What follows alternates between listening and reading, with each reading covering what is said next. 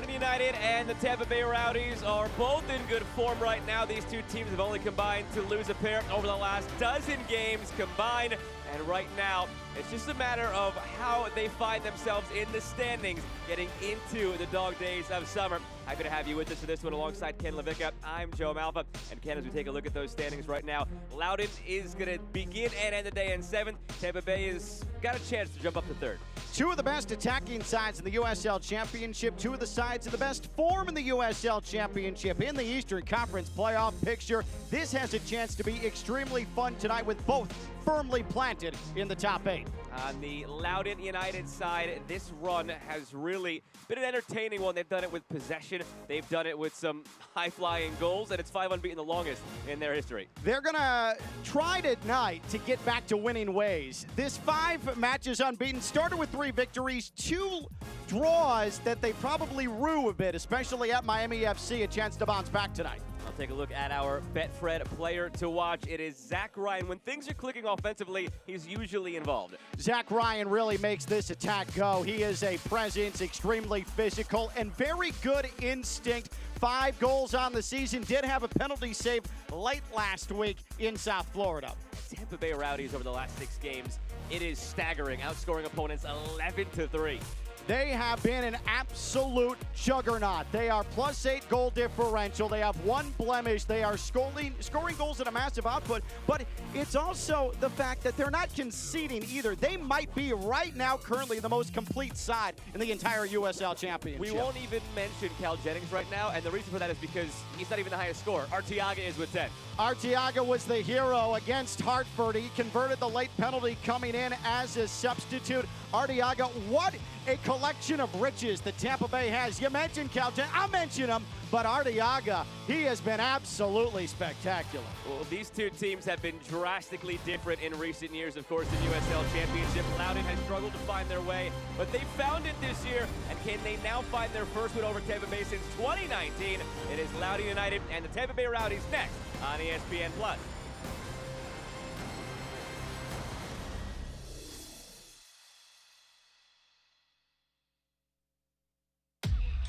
You have been chasing this impossible dream for so long, son.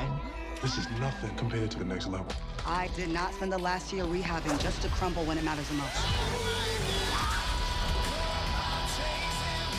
Welcome to the big leagues, bro. We worked hard to get here. Come on. When you leave LA and you go wherever the NFL tells you to, I just hope that you're ready. Game time. All-American, Monday at 8 on DCW 50. This is business today. Fast, unpredictable, always changing. Shifting trends and technologies are pushing aside old rules. The unexpected is the new normal. At Segra, we'll help you navigate a complex future with state-of-the-art voice, internet, and data protection solutions. We know you have dreams, and we see your potential. Segra, freedom to grow. Gas prices got you fuming? No need to get heated. Save time and money with Metro. Ride, save, explore. Metro. Make your trip monumental. Sightsee through DC without overspending on gas and ride shares. Experience DC the local way. Ride, save, explore. Metro. DC News Now is worth watching. Thanks for joining us for DC News Now at 10. Super serving the DMV. Reporting in Northern Virginia. Levin Bowie. In Upper Marlboro. Forecasting each region of the DMV. Region by region. Responsive and ready for breaking news no matter the location. To show you exactly how all of this went down. We get there faster. Reporting in Greenbelt, Maryland. We cover more ground. From Hagerstown. Super serving the DMV. Watch DC News Now tonight at 10 on DCW 50. It's worth watching.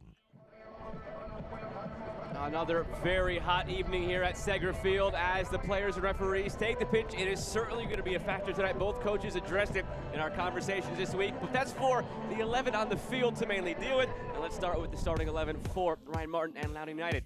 Loudoun trying to bounce back after a draw where they had ample opportunity to win in Miami late. Only one change to the 11 from what we saw in South Florida. Andrew Skundrich will feature in the midfield. It'll be a 3-4-3 for Ryan Martin and his Loudoun United side, currently 7th in the East. On the opposite side for the Tampa Bay Rowdies, obviously all eyes always go to Arteaga and Jennings, those two combining for 19 goals this year. Arteaga, substitute in the last match for Tampa Bay against Hartford, came on with that late winner. You'll see Bodily featured tonight in the midfield. He's in addition to the starting 11, and of course the captain in the back, Aaron Guillen. Blake Bodily, 5 assists on the season. They have missed him at times when he hasn't been on that left wing, but he's out there and ready to supply once again for the likes of Dennis, Arteaga, and Jennings. It'll be Loudoun from left to right in the white, and Tampa Bay from right to left in the green. Referee tonight, Luis Arroyo. Alongside Ken Levicka, I'm Joe Malfa. Once again, happy to have you with us for this one. Loudoun United and the Tampa Bay Rowdies, two teams squarely above the playoff line. Loudoun hopes to continue to build that cushion. Not totally safe, but starting to feel better about things. Tampa Bay within striking distance of the top, and we're underway at Segra Field.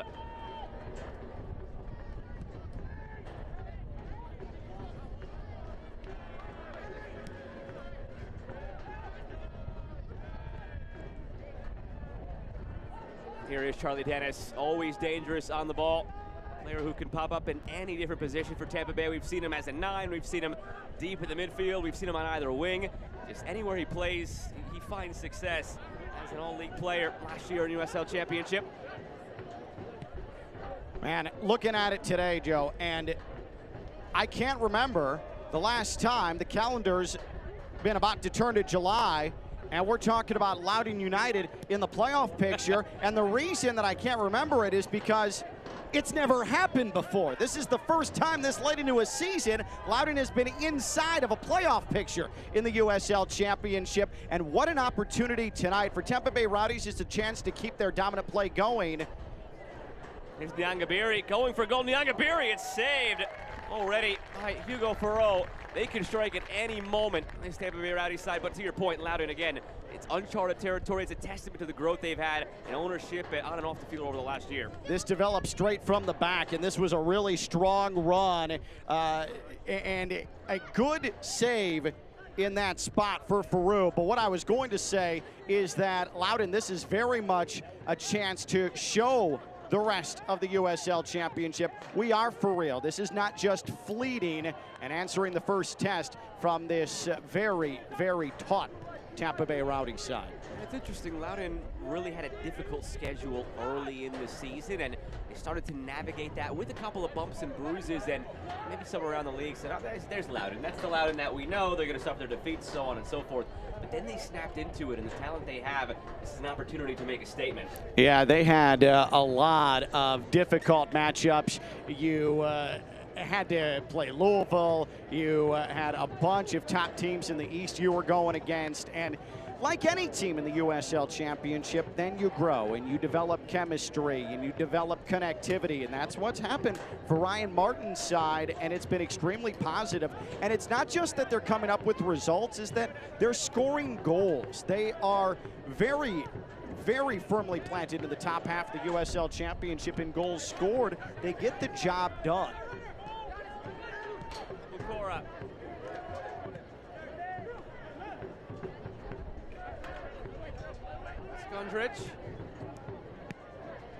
Skundrich, a real key piece in this midfield now for Loudoun, coming over from Colorado Springs last year, where he started nearly every game. One of the switchbacks through the midfield.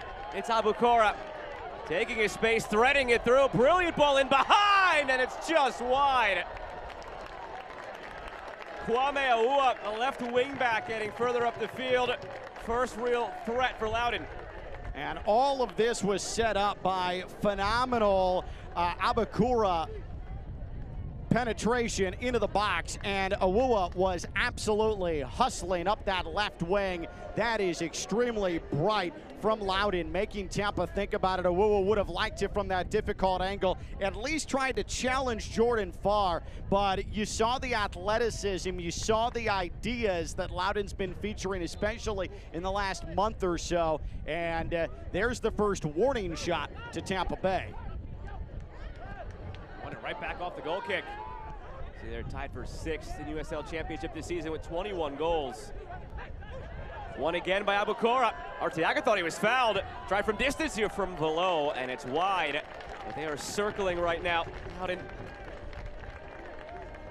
Aboukoura has already proven to be problematic here for Tampa Bay. He's everywhere, and he's winning loose balls. He's in opportunistic positions. He's distributing the ball well. Velo maybe a little bit ambitious from that distance, not necessarily in his range with that left-footed shot, but back-to-back opportunities for Loudoun. And if you think about it, if you watched the final, pretty much the entire second half, but especially the final 20 minutes against Miami FC in that 2-2 draw last weekend, it's very similar, that type of pressure, to what we're seeing here early on. Some of that appears to have carried over from down there in Miami. And you know at the top of the broadcast that it's been an unbeaten run for Loudoun, but it was 3 wins and then 2 draws. So they have taken a little bit of a step back, even though the mark is still unbeaten in 5. But they feel it's a little bit of bad luck over those last couple of games in the draws as well. Underlying metrics still favor them. They feel they could have been wins. So yes, happy to remain unbeaten, but also feel like it could very well be a 5-game winning streak we're talking about instead of just a 5-game unbeaten run. Well, I think I'm like most coaches where I have a love-hate relationship with expected goals, and Ryan Martin brought up expected goals. Here's Keegan Tingy dropping it back for Aboukoura. And that might trickle out for the first corner of the match. It will for Loudoun United. IBEW Local 26 corner. Empower your future.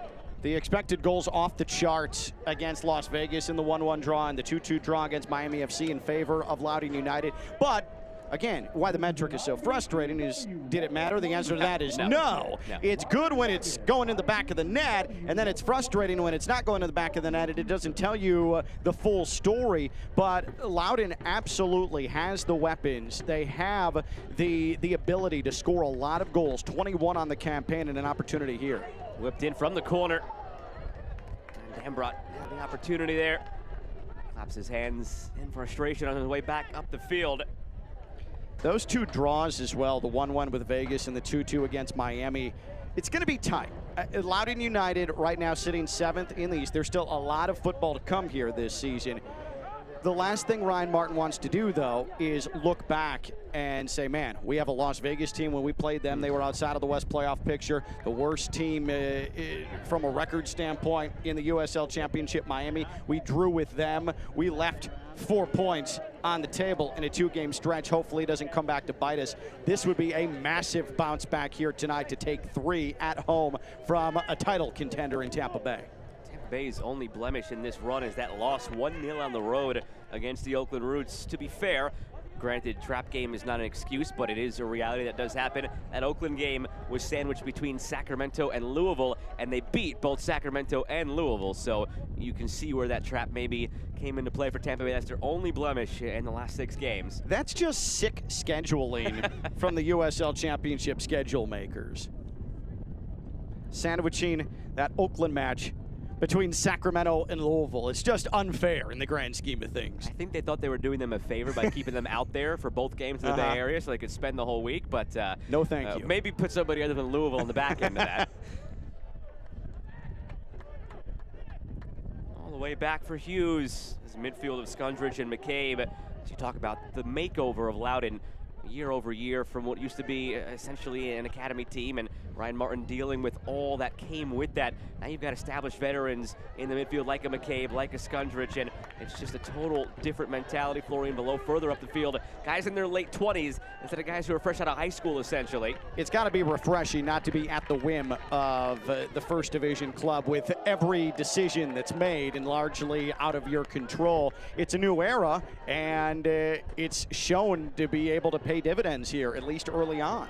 Aboukoura, one of those still players who's young, but plenty of talent. The 19-year-old with 3 goals this season. Did not play last year Had 4 goals the year prior. Seen him create a few opportunities already tonight. Tingy. Velo.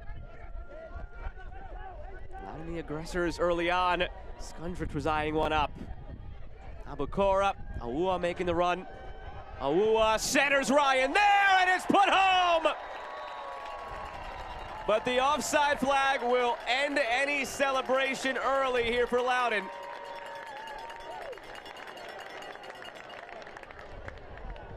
Tampa Bay right now is really, really soft defensively. They are providing way too much cushion to operate with the ball. Aboukoura is eating them up right now. You might see Tampa Bay have to start pressing a bit because this is not going to do it. They are ripe for the taking right now defensively. This is not a good start on that side. Already a couple of times as well that Awua has just gotten in behind with plenty of space, completely uncontested, in behind Nyangabiri.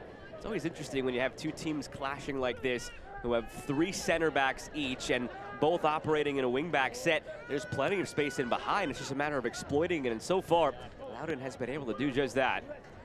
It just looks so sleepy defensively right now for Tampa Bay, who's really done a superb job of not conceding bundles of goals. Bodily service. Arteaga is there.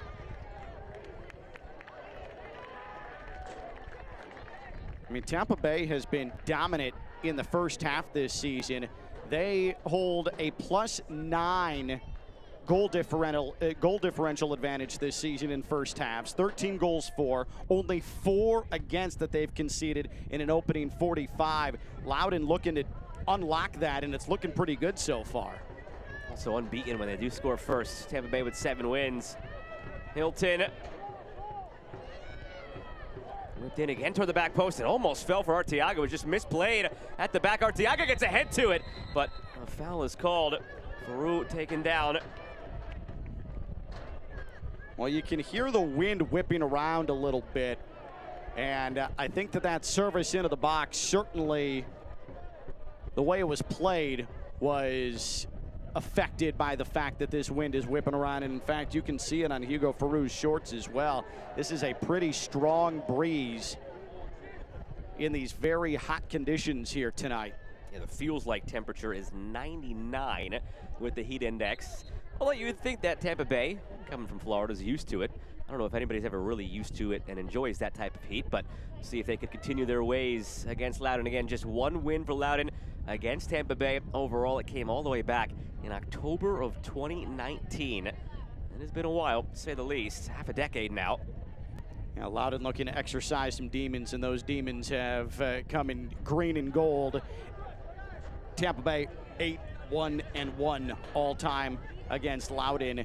Ryan Martin this week talking with him prior to this match, he said, yeah, Tampa Bay's coming in here, and perhaps we can use the heat and the conditions to our advantage. And we like Ryan Martin, and we're big fans of Ryan Martin, and he's done a superb job building this up here in Virginia. But I didn't have the heart to mention to him, like, Tampa Bay, you're Usually training in warm. that. Yeah, you're probably going to usually. be okay, and you've got heavy, moist blanket air at all times as well. There you get a look at the flag, and it is certainly whipping around a little bit. Yeah, but the wind's not even a relief on a day like this when it's No. humid and it's just whipping hot air in your face. It's like when you're baking something and the oven has the air blowing. It's just yeah. that.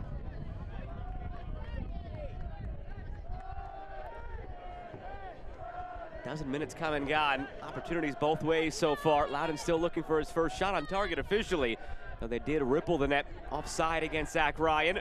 Tampa Bay 1 shot so far. Whipped in again. The glancing header from Jennings will go down as shot on target number 2.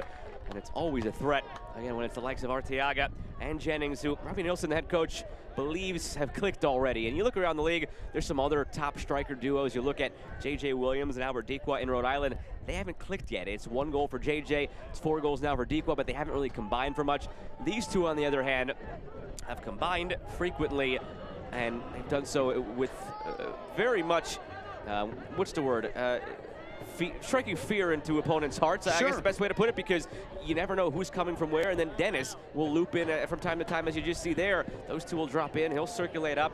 Anywhere you look, you're getting pressure by this Tampa Bay team. There are so many prolific attacking duos in the USL Championship. The thing is, just based on roster construction or reconstruction on a year-to-year basis, sometimes they don't click with all of the pieces around them as well as they did in a previous year. But Tampa Bay, that has not been an issue for them whatsoever. I would say, at least right now, Jennings, Arteaga, we're talking about the most dangerous at this point of the season scoring duo threats in the entire league. Hard to argue against it. You could look at some other options. Maybe you shout out Ray Serrano, and over in Louisville with Wilson Harris atop the line. I believe they've combined now for 18 goals. Still not quite Arteaga and Jennings, and they're 19, obviously. There's a couple that pop up throughout the league that have either been or could be dangerous, but these two stick out above the rest right now. There's a decent chance, as we sit here on June 29th, that when all is said and done, and we look at the USL Championship Best 11, there's 2 Tampa Bay strikers in what's usually a 3-4-3 nowadays. They always try to get the extra attacking player in there, and they shortchange a defender, such as life. Skundrich.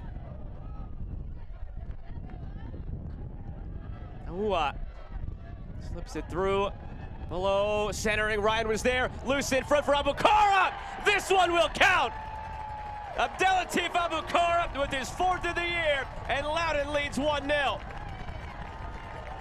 It has been sloppy defensively for the first 15 minutes. Loudoun absolutely deserves this, and that man, Aboukoura, who has been everywhere, he deserves the goal. It comes off of a cross. Look at all the space. Awuwa starts it, low cross. Farr gets a hand on it, and it bounces to Aboukoura, whose entire game plan tonight has been move to a dangerous spot, and he gets rewarded with the ball rolling to his feet, plants the finish, 1-0 deservedly to Loudoun United. Most concerning part of that, if you're Robbie Nielsen sitting there in the head coach's chair for Tampa Bay, you had 5 green jerseys in the box. They were all around the ball looking at it. Now they're down 1-0. I can't for the life of me understand here in the opening 15 how many times Tampa Bay has basically rolled a red carpet out to allow Loudoun United and these very capable attacking players, these threats, to maneuver wherever they want to go in the attacking half, and it finally caught up to them there. Almost got it right back, slipping it through for Jennings. I think the flag might have come up, the referee acknowledging the assistant referee, but it's in the arms of Farouk. Then we carry on, and that goal scored by Aboukoura is presented by Hanley Energy management for a digital age. Well, there you go. You've unlocked Tampa Bay Rowdies, who again had that 13-4 goal differential.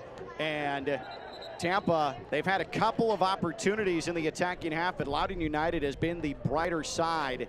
Loudoun United has come out on the front foot, something Ryan Martin was talking about a lot during the course of the week. We want to come out on the front foot. We want to control possession. This is our style of match, and so far, that's exactly what he has drawn up that Loudoun United's been able to orchestrate.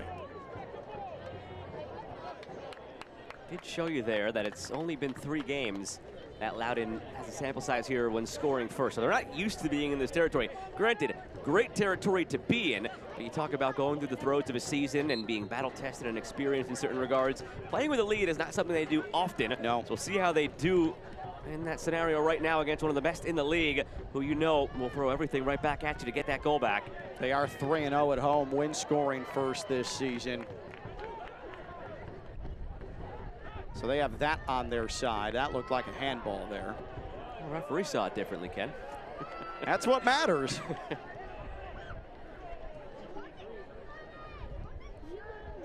Stability brought to this midfield by McCabe, and Skundrich just cannot go unnoticed here for Loudoun. Skundrich with 13 starts this year, McCabe with 15. Guy in McCabe in his mid-20s, now at 26. He's been around this league, been a great piece around this league, part of a title-winning team in Orange County in 2021. Skundrich, MLS guy in his pass as well as Farr. Has a little fun adventure here, and it's out for a throw. No, it did. The wind we talked about blows it back into play. Everybody stopped. All of a sudden, we're still playing. Looked like it was headed to the seats. But again, that's a lack of communication in the back right there. Something is just not right. Something is off in the defensive half for Tampa Bay Rowdies. It's already cost him a goal, and that was a little bit clunky. When you look at Tampa Bay's poor performances this year, as it slipped again through for Aboukoura, each time that's been a common denominator where it feels like they're switched off. When they're switched on, they look like one of the best teams in the league. That involves, again, wins over Sacramento and wins over Louisville. But then you look at their losses. It's 1-0 at home against Birmingham Legion. They get blasted 4-1 against Memphis. So when it's been bad, it's been bad. When it's been good, it's been really good. And fortunately for Tampa Bay, it's been really good more often than it's been not. Yeah. And then you have a 5-0 victory that kicked off this entire outstanding run that Tampa Bay is currently on in their last 6 that then skews the numbers a little bit. But, man, this is a fairly listless start tonight for Tampa Bay Rowdies. We have not seen this in quite some time from this side that's been as good as anybody in the championship over the last 3 weeks. Here's Skundrich, and again, plenty of time and space there for him. Aboukoura looking in behind for Velo.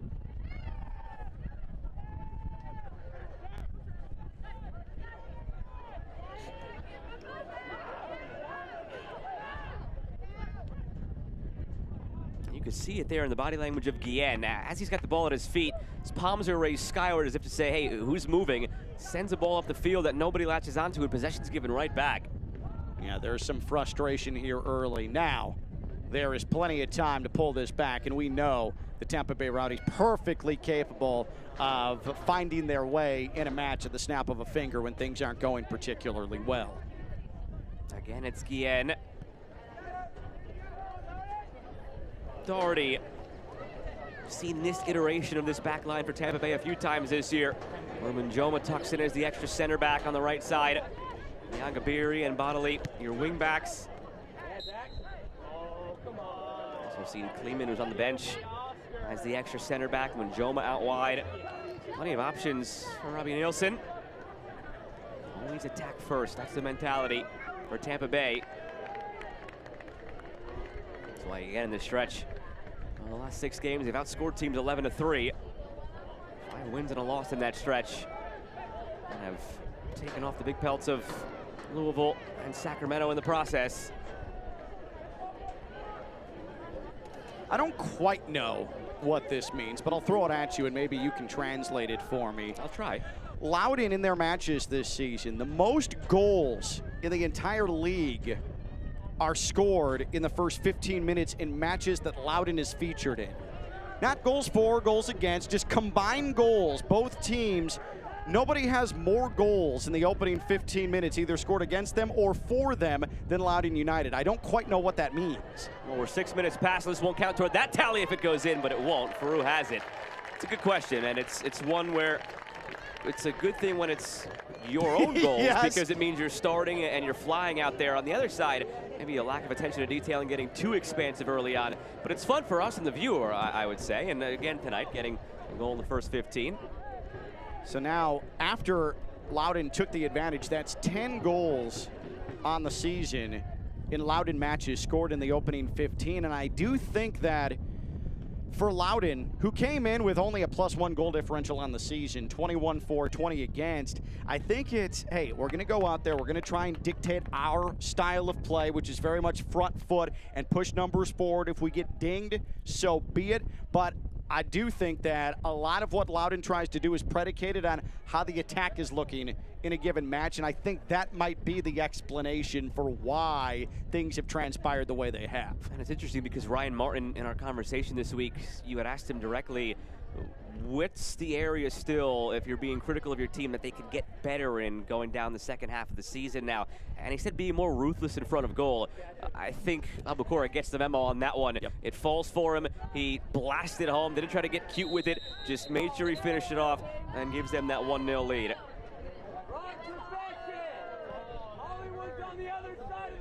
And that goal came on the first shot on goal by Loudoun tonight. And tonight's shots are brought to you by Smoothie King in the DMV. Try the new Dude Perfect Smoothie at Smoothie King. Packed with real fruit, vanilla protein, kiwi apple juice, frozen yogurt, blue spirulina, and turbinado. Get yours now only at Smoothie King.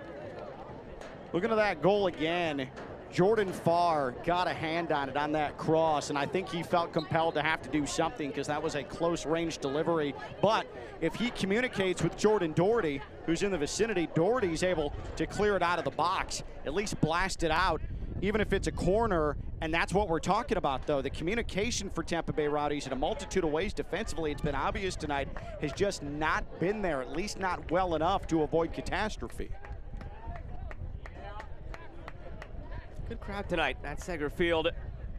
And that's something that, again, in years past, we maybe couldn't always say, as it was that developmental team. But it's, again, with the new ownership, been great to see all the initiatives to get this soccer hotbed attending the games. We see it with other clubs in the area, and we saw it with a former inhabitant of this ground here in the Washington Spirit, where Chris Kundrich's wife plays, Andy Sullivan.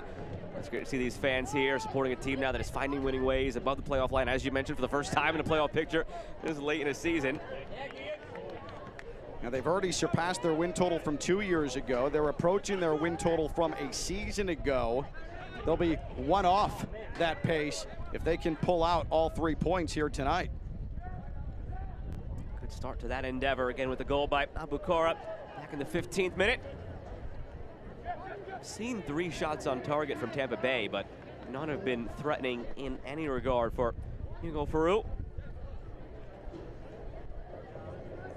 How about the way Tampa Bay has been getting it done? And it looks like it's going to have to be done this way tonight if they're going to come out with a victory. But 3 of their last 4 wins, all within this really good stretch of 6 matches, +8 goal differential. 3 of those 4 goals have come 85th minute or later. They've certainly been cardiac Rowdies, and they've found ways, conviction, and guts late. Fall centrally for Ryan. It caught him by surprise, hit him in the chest. Misplayed by Doherty.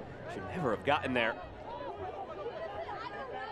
It's another instance, as you pointed out, where that back line just doesn't seem locked in. It's not a ball that should get through. No, if Ryan is anticipating in any way that comes, it basically just hit him right in the chest. It's 2-0. I guess it just shows you the fact that he wasn't anticipating it anyway. No. How easily it should have been dealt with in the first place. Dennis. Looking wide for Bodley. Cut off by Tingy.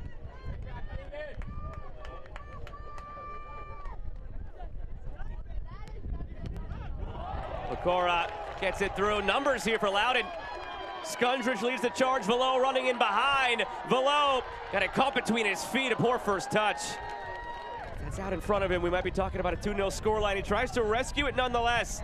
Velo, well, he compounded the mistake there. But it's another moment where Loudoun looked to break through, and you're starting to see signs now of that second one perhaps coming. That had everything lined up. This is a pretty good ball from Skundrich. Velo needs to do better controlling that. It was a clunky little toe poke first touch as opposed to getting the side of his foot on it. He should have had 1v1 against Farr instead. Not only does he have issues with that first touch, his delivery at the end of it, he made a mess of that as well. It was very promising. You can see, though, it is still frustrating him. He's thinking about it a little bit. But, man, that buildup was absolutely beautiful. And you said the name. The man who started that entire sequence was Aboukoura. He has, right now, early man of the match written all over him. He has been sensational. Debuted for Loudoun back in 2021 at the age of 16, and had that spectacular showing in 2022 where in limited time, only 13 appearances, 6 of those starts, had 4 goals, did not see the field in 2023. This year already up to 4 goals. As they've, again, shifted gears, Loudoun, from being that developmental team of DC United to their own true legitimate team with veterans, and looking all around the field, guys who can bring it on a given on a day-to-day basis. Still have a young talent like that, and Aboukoura shows you they're not ignoring the player development aspect entirely. They have plenty of young talent, and some of that young talent will have to deal with this corner now, won by Tampa Bay. Neon Gabiri basically saying, all right, I'm going to try and win a couple of 1v1 battles. I'm going to try and sift through defenders, and he did well there, showing some true conviction here for the first time. Really anybody in a green shirt here early. Corner from Dennis, guided away by Giannis Learman. Second opportunity here perhaps for Dennis, whipped in, same result.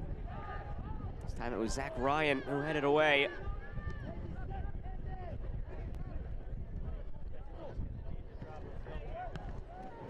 penetrating that box right now, Tampa Bay.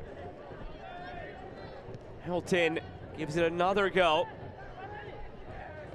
It's a clever little header back for Farouk to end the threat entirely. That's 4 balls sent in, none that find a green jersey in the end. I think Arteaga and Bodley were both expecting that there was going to be a little bit more accuracy on that delivery into the box, and it just sort of fell into no man's land. But that's better from Tampa Bay. You were able to get yourself in a position where you earned a free kick, where you were able to earn a set piece. You had some possession. It's small building blocks when you haven't started a match well. Numbers again here for Loudoun. It's a 5v4, led by Skundrich. Still Skundrich. Finds Tingy. Crowd implores him to shoot. He gets to the end line, sends it in front, and it's out for a corner. I thought for a moment Skundrich might have had a window to be able to unleash his shot. What Tampa Bay did well is they were retreating defensively as they did start to get into some of those shooting windows and tried to push passing lanes on the periphery of the area. That ended up being pretty good organization defensively, but on their heels, so much front foot here from Loudoun in the opening half hour. Another IBEW Local 26 corner kick. Empower your future.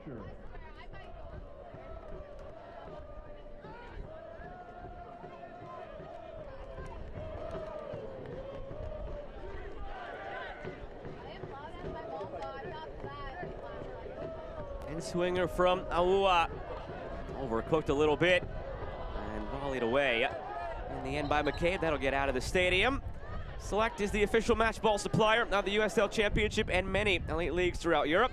Visit us.select-sport.com for the latest Select product specials and more. Select, the player's choice.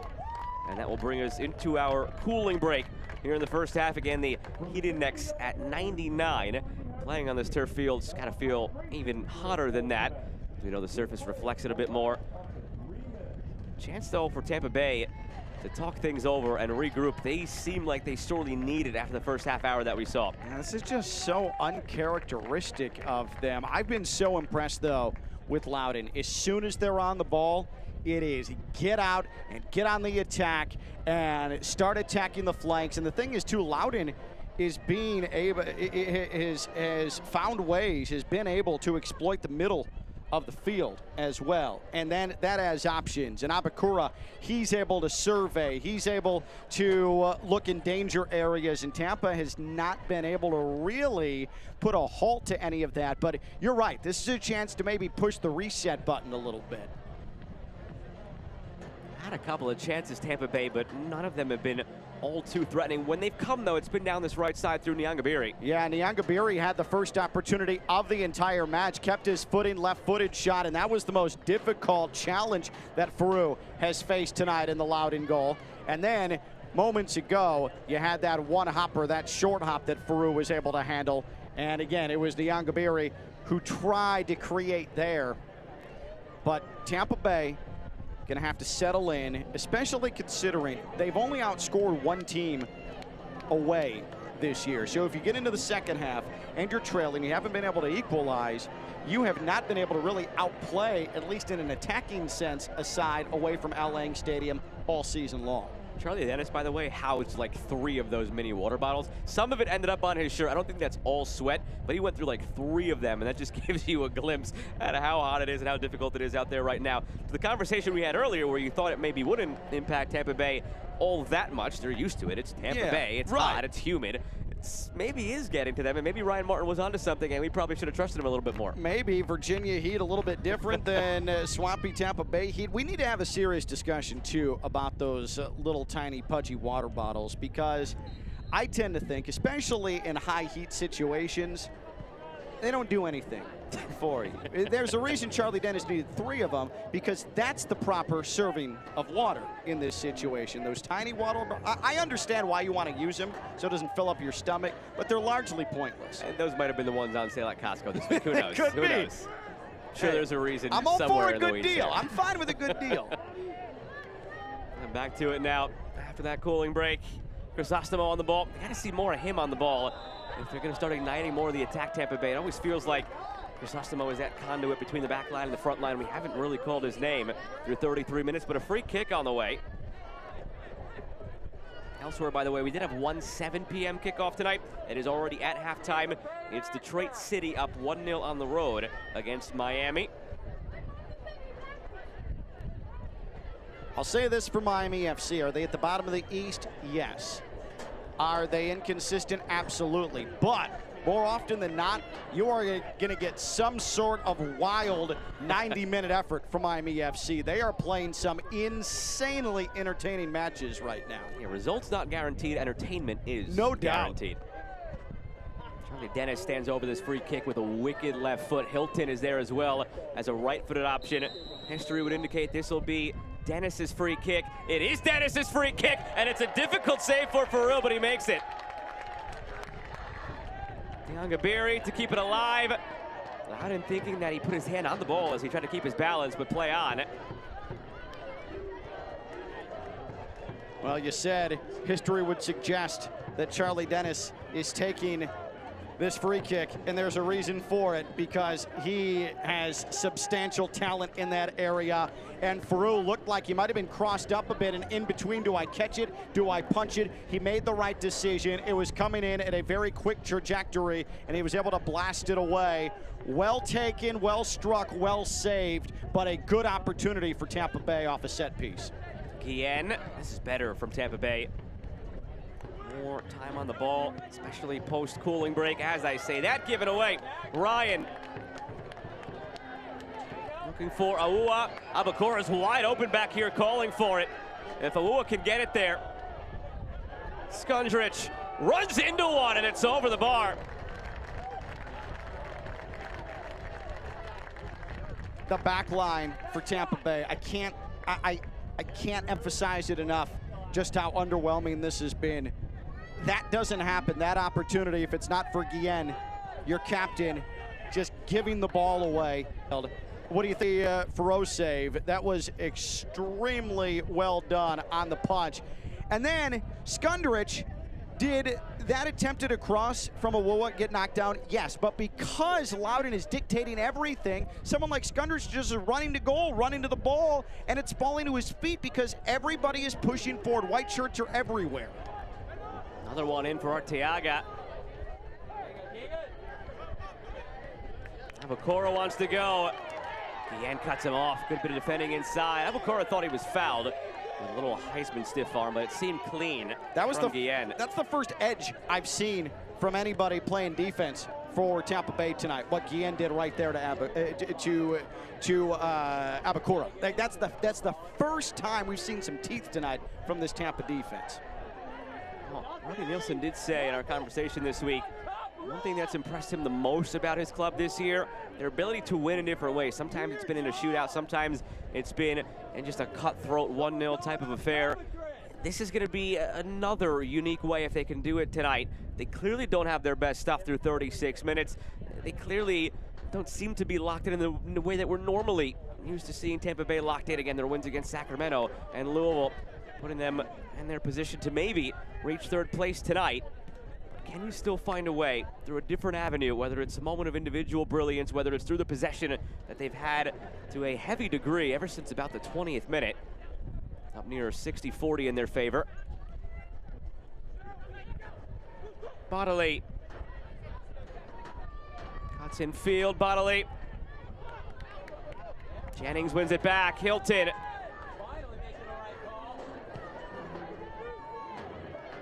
Diangabiri active in this first half, going 1v2, and Aoukoura seeds it out for a throw.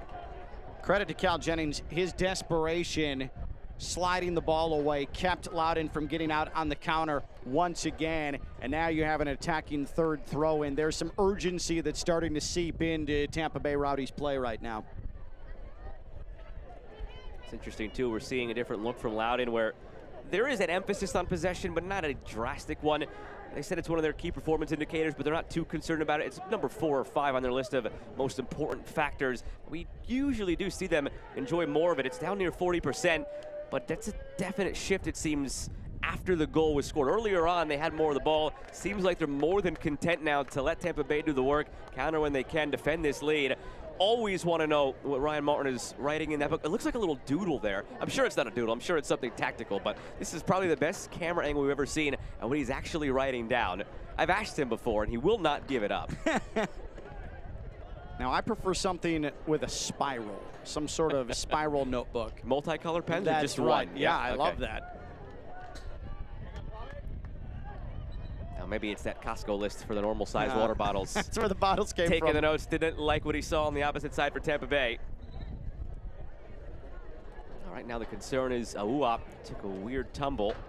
He got his foot stepped on. Yeah, I don't know if Aboukoura had a spike make contact with him. I think that's the case. That's what you hope is the case in a spot like that, but it looks like he's up, not even featuring a limp, so he appears to be okay. And no need for the trainers to come out either, able to walk it off. Just over 5 to go in this half. Remember, we did have that cooling break, so could see an extra minute or two than normal in first half stoppage time.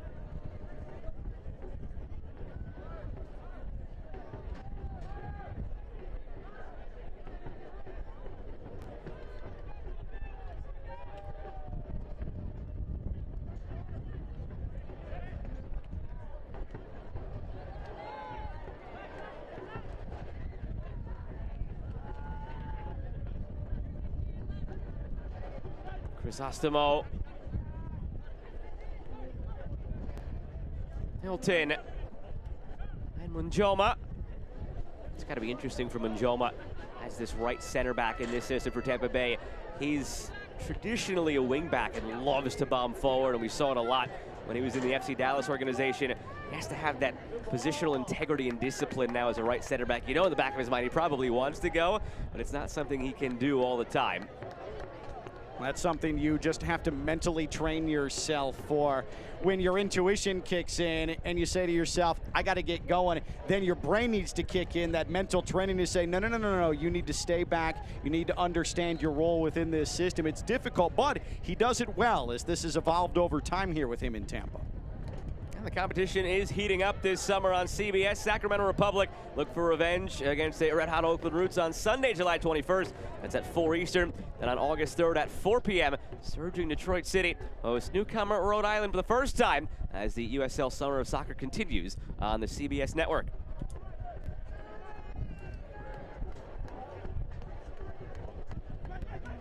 Learman for Aboukoura. That's going to go against Tampa Bay. They felt that it should have been against Aboukoura from playing on the ground, but it's on the ground for a reason. It's the foul that goes against Tampa Bay.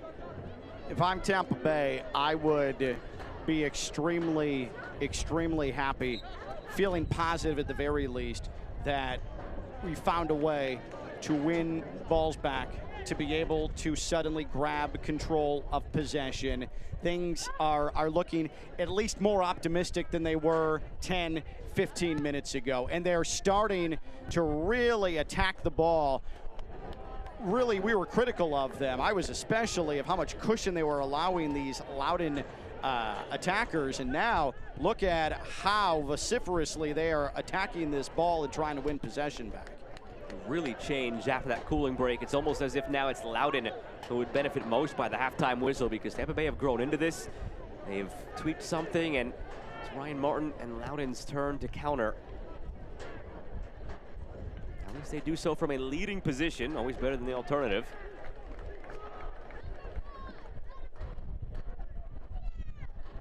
And if you're Tampa Bay, you've allowed Loudoun to pretty much dictate everything. So why don't you put him in a position to make a mistake and try and capitalize off it? And that's what it appears as if the approach is now. Put some pressure on him.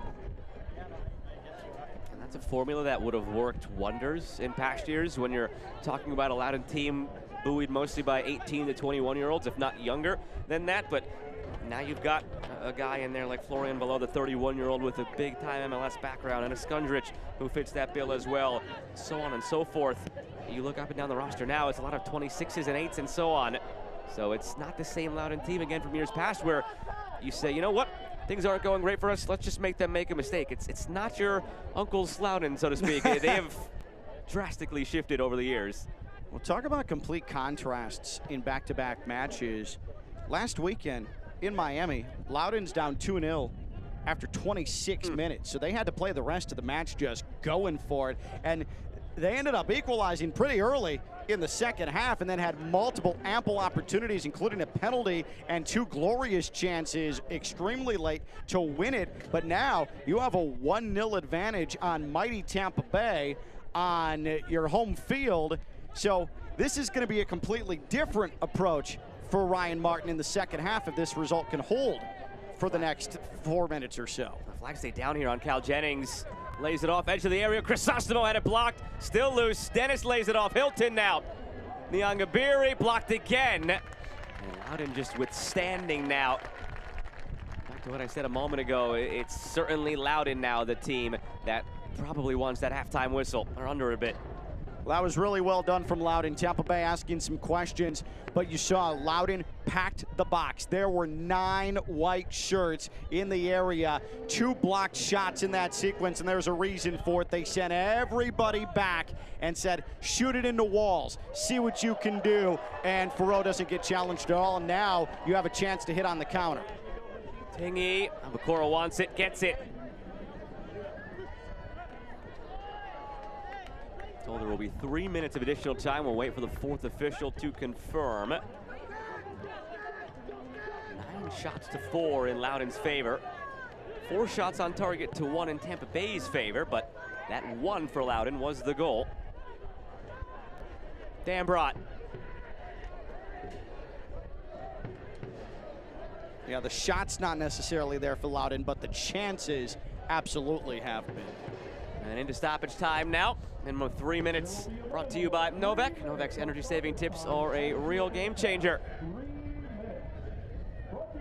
Don't forget, they've actually hit the net twice tonight, Loudoun. First one was ruled offside. Skundrich, that one won't hit the net. That is for the Forest to gobble up. The second one into the Forest tonight. Leave your breadcrumbs, head in.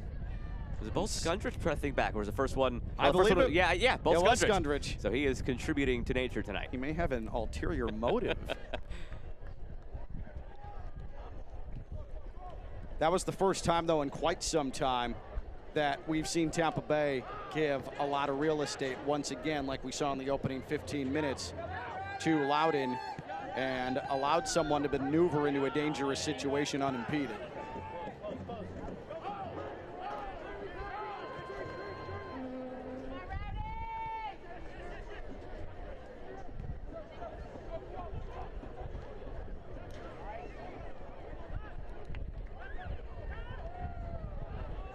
Skundrich, Aboukoura wants to go, played out ahead, he won't get there. Whether it was Guillen or Farr, both had a better chance at it than did Aboukoura. And now the offside flag comes up. And Aboukoura is an absolute pain for the guys in green. He is making runs everywhere. He is putting himself in opportunistic positions. He's difficult to track. Guillen has had to look out of his peripheral vision, had to constantly have his head on a swivel tonight. Aboukoura has been absolutely phenomenal in every aspect for Ryan Martin. Burst onto the scene in 2022 with a brace against the Oakland Roots. And his first 2 professional goals on the same night. It was when he was still 17-year-old after debuting for Loudoun at 16, now still at 19. Showing why he's one of the better ones in the group.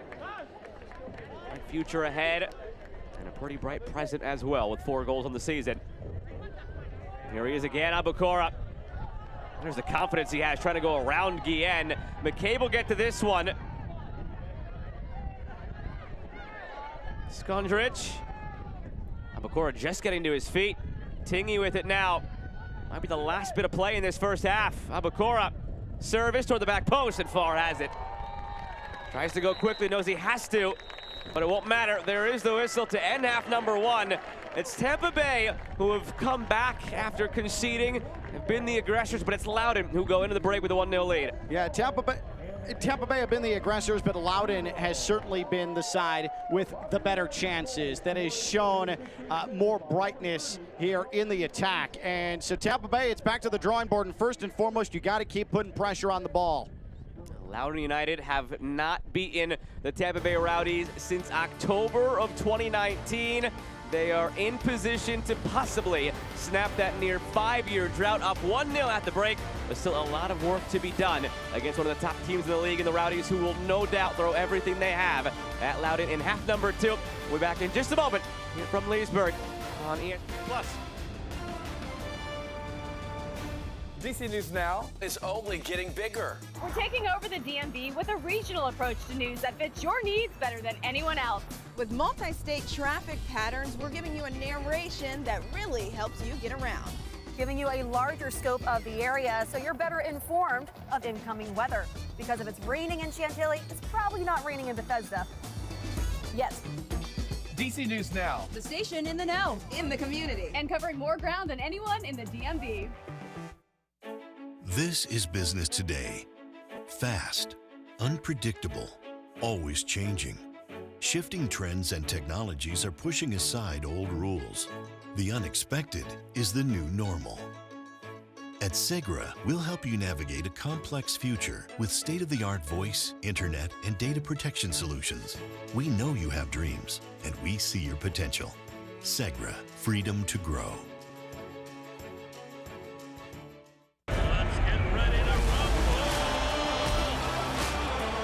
The season is right around the corner. It's two of the best teams in DC going head-to-head. Unstoppable. The season is upon us, and tonight, the battle for bragging rights in the district. It's one of the most exciting times in the year in sports. Knifing through the middle, gets into the scores. One team looking to make history. Full slate of highlights and games on game night later tonight at 11 p.m. Let's go! Betfred's been taking bets for 55 years. We're so good at it, our staff thought they could still play the beautiful game. They were wrong. Fred's doubling and tripling the price when your first goal scorer drops 2 or 3 goals. And with Fred, every 10th bet is on us. We'll stick to taking bets. Because nobody does bonuses like Betfred. More bonuses, more bets. Betfred. 1-0 lead at the break for Loudoun over Tampa Bay. Now, coaches don't like when you and I start looking ahead, Ken. They don't do it, but we still will do it. Here's a look at the upcoming schedule for both Loudoun and Tampa Bay, beginning with Loudoun, who are currently, again, in the midst of a 5-match unbeaten run, looking to make it 6 tonight. It's not really going to get any easier going forward. Hartford, yes, below them and have been struggling, but those next 2 against Indy and Charleston are very difficult. Better have the defense ready to go when you play at Indy 11, and when you host Charleston Battery, then, oh yeah, you go to a place traditionally in the championship that's the most difficult place to play, Pittsburgh Riverhounds, before you come home against Miami FC. So there's a lot of work to do in July. Pittsburgh's a difficult place to go, but then again, 3 of these next 5 for Loudoun, the bottom 3 teams in the Eastern Conference, so maybe they can pad their point total just a bit. And currently in 7th place, be 3 back of 6th place Birmingham for the time being. On the opposite side for Tampa Bay, a difficult one on the road against Detroit City. Always a difficult place to play, and start thinking about seeding in the postseason. Pretty sure Tampa Bay is going to be there. Pretty sure Detroit City is going to be there. Right now, Tampa Bay has a 2-point cushion on Detroit City. But Detroit City have 2 games in hand. That's a big one next week. It no doubt is. That's why these final 45 here tonight for Tampa Bay. And then, especially next week at Detroit City, you can really, if you can come back tonight and pick up 3 points in Detroit, you can go ahead and really start planning yourself in a really good position in the conference. On the flip side of that, you go to Detroit City and lose next week, and now you're a point behind Detroit City, and they have 2 games in hand on you. So It's a big one next week between Tampa Bay and Detroit City. And to that point that you just made, a big second half on the way as well between Loudoun and Tampa Bay coming up from Segra Field. New flavors. The same traditions. Be the guest of honor. Add more flavor to your parties.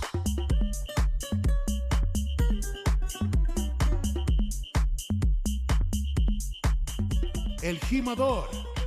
Spiked bebidas.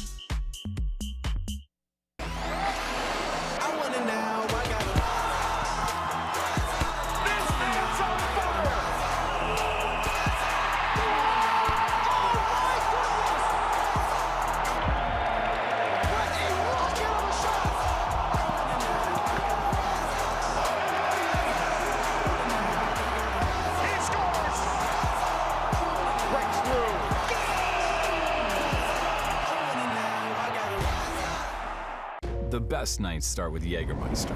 Made with 56 botanicals. Always served ice cold. Take a miracle to come back from this. Heartbreaking end to the season. But what's this? For the moments when anticipation Clock's counting down. 5 seconds. 3, 2, becomes celebration. Jägermeister. Meister the moment. what a moment.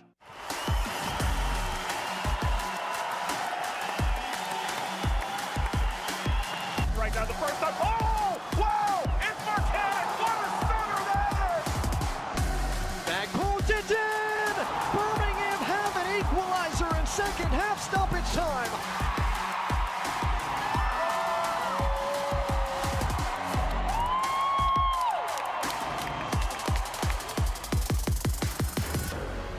DC News Now is worth watching. Thanks for joining us for DC News Now at 10. Super serving the DMV. Reporting in Northern Virginia. Levin Bowie. In Upper Marlboro. Forecasting each region of the DMV. Region by region. Responsive and ready for breaking news no matter the location. To show you exactly how all of this went down. We get there faster. Reporting in Greenbelt, Maryland. We cover more ground. From Hagerstown. Super serving the DMV. Watch DC News Now tonight at 10 on DCW 50. It's worth watching.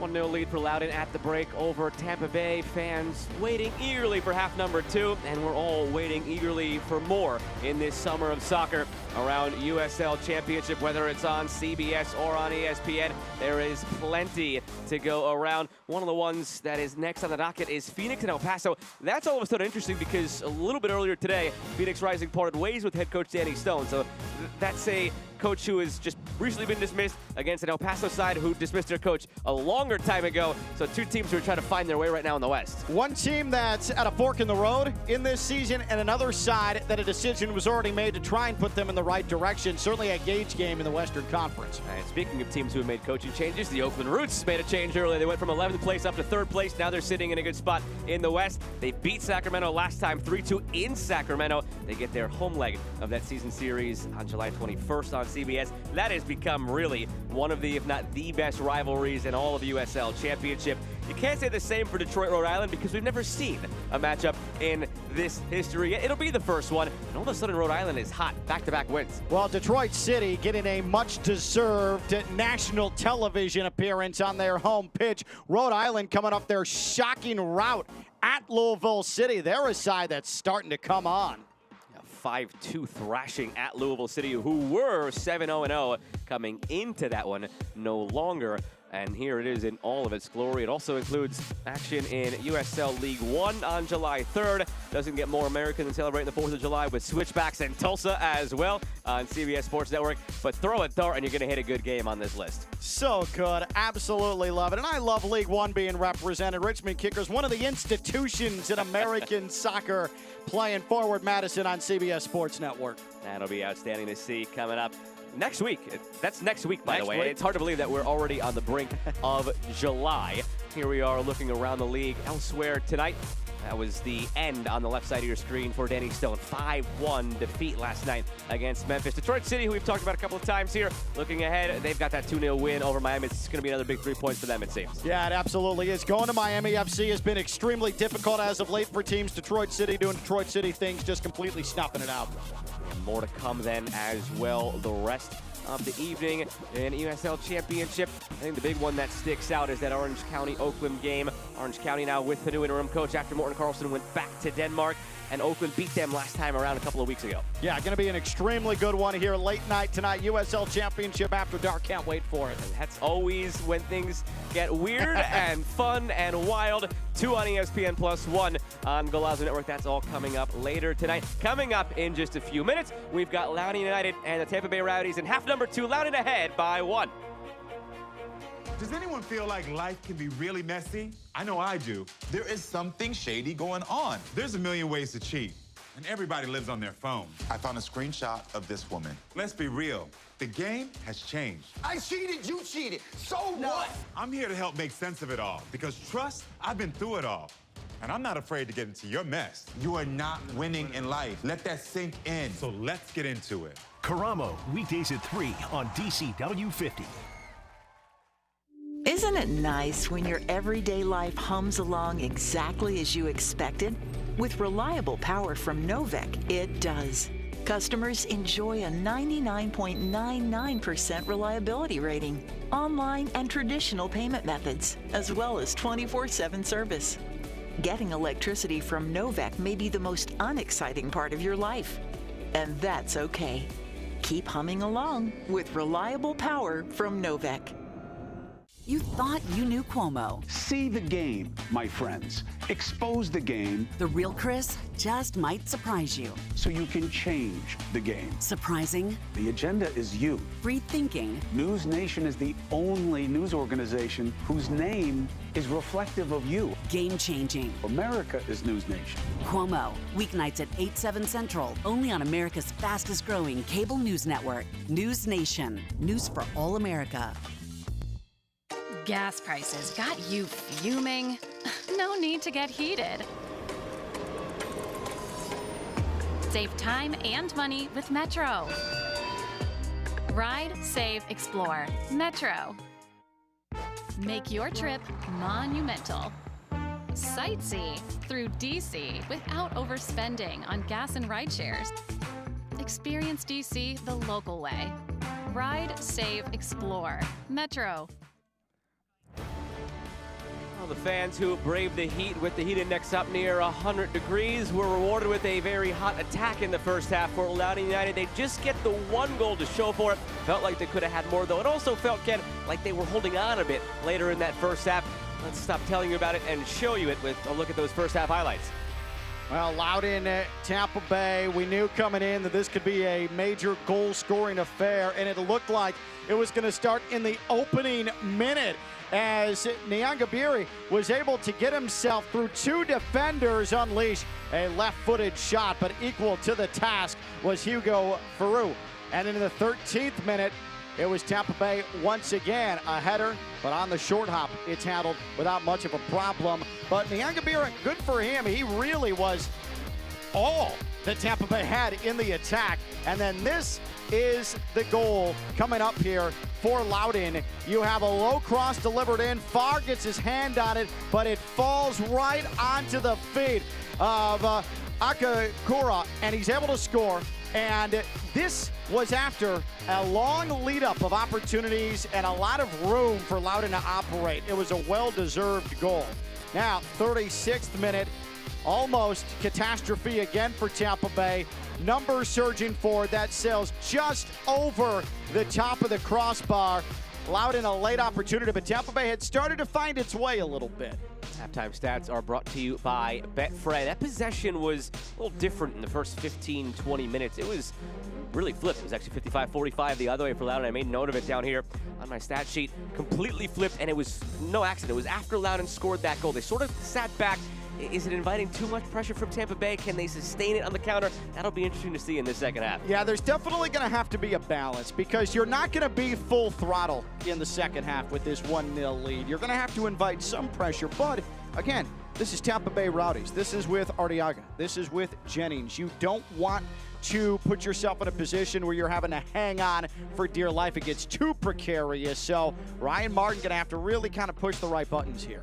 19 goals between those two. Just a reminder, Arteaga has 10, Jennings has 9. It is Tampa Bay in the green from left to right, Loudoun in the white from right to left. Alongside Ken Levicka, I'm Joe Malfa. Glad to have you with us for this one this evening.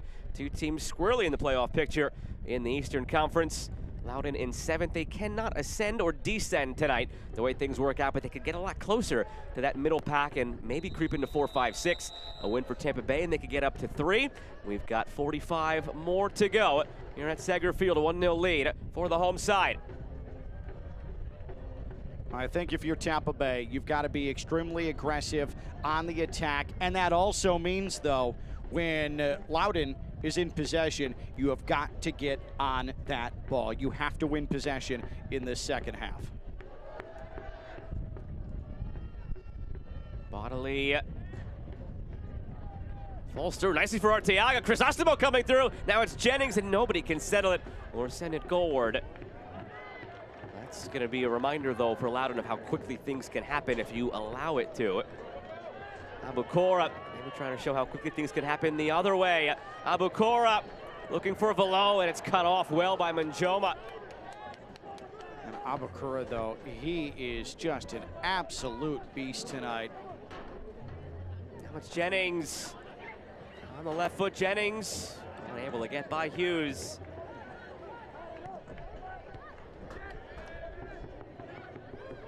I don't think that end line to end line, though, is how Loudoun wants to play the second 45, and that's what, at least here in the opening moments, it appears as if we're going with.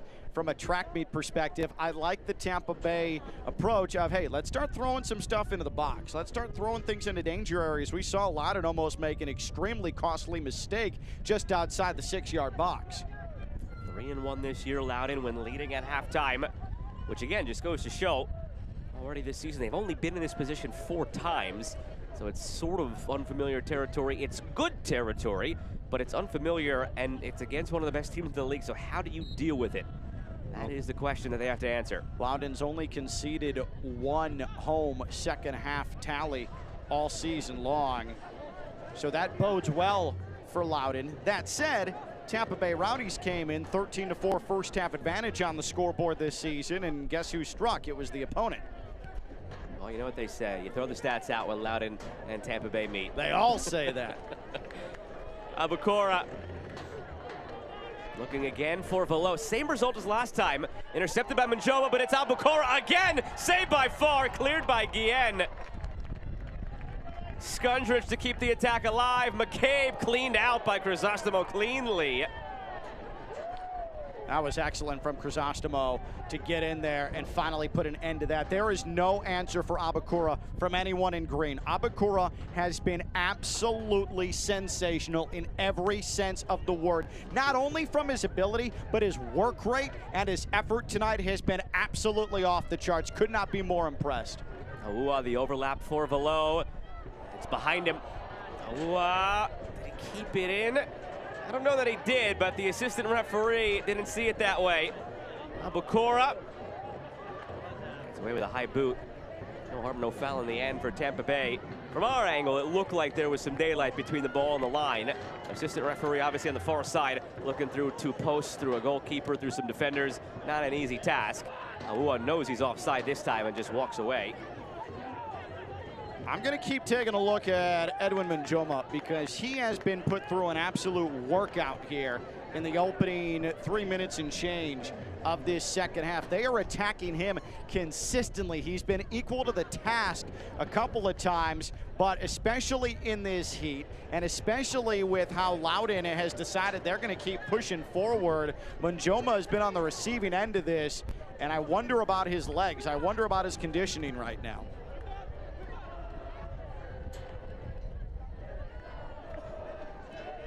First corner of the second half for Tampa Bay.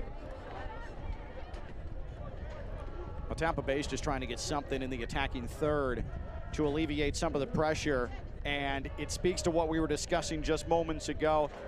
Make Loudoun's back line make a play, and there it earns a corner. It absolutely should not have been Tampa in this situation.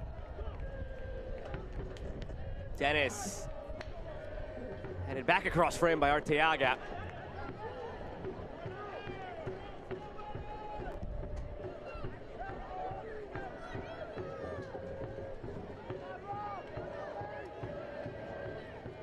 Arteaga, there you get a look at it. Game night on DC News Now with Derek Forrest, Brandy Flores, Alex Flum, and Jake Rom.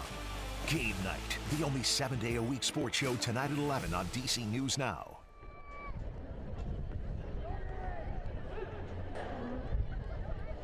We had a look there at Arteaga. He's been extremely quiet tonight, as has Cal Jennings. Loudoun's done a really good job of marking them and keeping them out of the attack. And that's really been a key to being able to hang on to this 1-0 advantage. Already sensed the speed has slowed down after that frantic first minute. The team's settling in a little bit here now in this second half. Wind sprints 120 yards apart through the first 120 seconds of this half, essentially. Goes back to what you were talking about in the first half, that there have been a lot of goals in the first 15 minutes allowed in games. Not necessarily the same truth for the first 15 minutes of second halves, but it's the same idea that from going a position of non-playing to playing, it's just all out from the jump, and you can have some of that open action end to end. Below sneaks it through. Edge of the area, it's Aboukoura sneaking it through again for Velo, in front, it's still loose for Ryan, it stays out. Aboukoura, was it in? Referees say no. Loudoun celebrating, assistant referee saw differently. We will be wondering until the end of time how that ball did not end up in the back of the net for Loudoun United. How does that go from one of the prettiest goals you'll see all season long in the USL Championship to one of the most inexplicable, improbable lack of goals in an attack? What a save, by the way, from far. And then I don't know if that went through. We're going to get a better angle here along the goal line. That is not in. It did not go in. That was such a beautiful build-up. It would have been on the highlight reel for the season if it's a simple tap-in finish off there from Zach Ryan, and instead you're left wondering what could have been, especially if Tampa Bay pulls one back. How is that not a goal? That is incredible, and I don't think I've ever seen anything like that before. What does Ryan Martin put in his notebook for that one? Should draw a shrug emoji? I don't know where you go with that one. That is a head scratcher. I feel like you just ripped the page out. The miss initially from Ryan, he actually ends up obviously still with a second opportunity at it, and you have to credit Jordan Farr. Even though he swung and missed Zach Ryan on that first effort, he still probably should have scored on the second one. Jordan Farr gets the left foot out there, makes the save, and somehow it's still 1-0. Farr makes the first save, which was miraculous in and of itself. It's Blake Bodley who cleared it off the line, sliding, able to punch it off the underside of the crossbar the second time around. What desperation. That is stunning that wasn't a goal, but it doesn't change the fact that Zach Ryan absolutely needed to finish. They're still pressing though now, Loudoun. This is looking more and more like the group we saw in the first 15 of the first half before they settled back and started defending against Tampa Bay. And another corner coming now. It's an IBEW Local 26 corner. Empower your future. What an incredible sequence. I still am jaw-dropped that Zach Ryan couldn't finish, but credit to Jordan Farr and Blake Bodley. That's as good as it gets. That's the type of thing that gets you rewarded with this much time left to go in a match. How that didn't go in, how many licks to the center of a Tootsie Pop. Things we will never know in this lifetime. Now from the corner, blocked down by Tampa Bay and cleared. Free kick coming though, a silly foul for Cal Jennings, who might have beaten Awuah to the ball anyway. It seemed like he was gaining ground, trips him up, and now it'll be an opportunity back this way for Loudoun. Well, this is the type of thing, if you're Loudoun, where you had a number of glorious opportunities in the first half to extend the lead to 2-0. You had beautiful runs, delicious feeds, open space at the top of the area to launch shots, and you couldn't take advantage.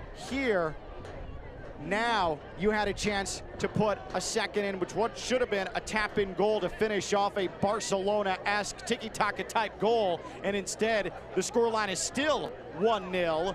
And you just hope it doesn't come back to bite you. But Loudoun still pushing and pressing forward. What an impressive mental asset they've been tonight.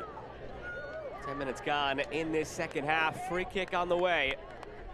Keep your eye on Keegan Hughes, who's just all alone on the far side. That's the big center back that you maybe want to hit here for a header across the box. He's starting his run in now. It's clipped his way at the back post. They were looking for him. It's still loose in front. Ends up on top of the netting, and it will be a corner for Loudoun United. Again, brought to you by IBEW Local 26. Empower your future.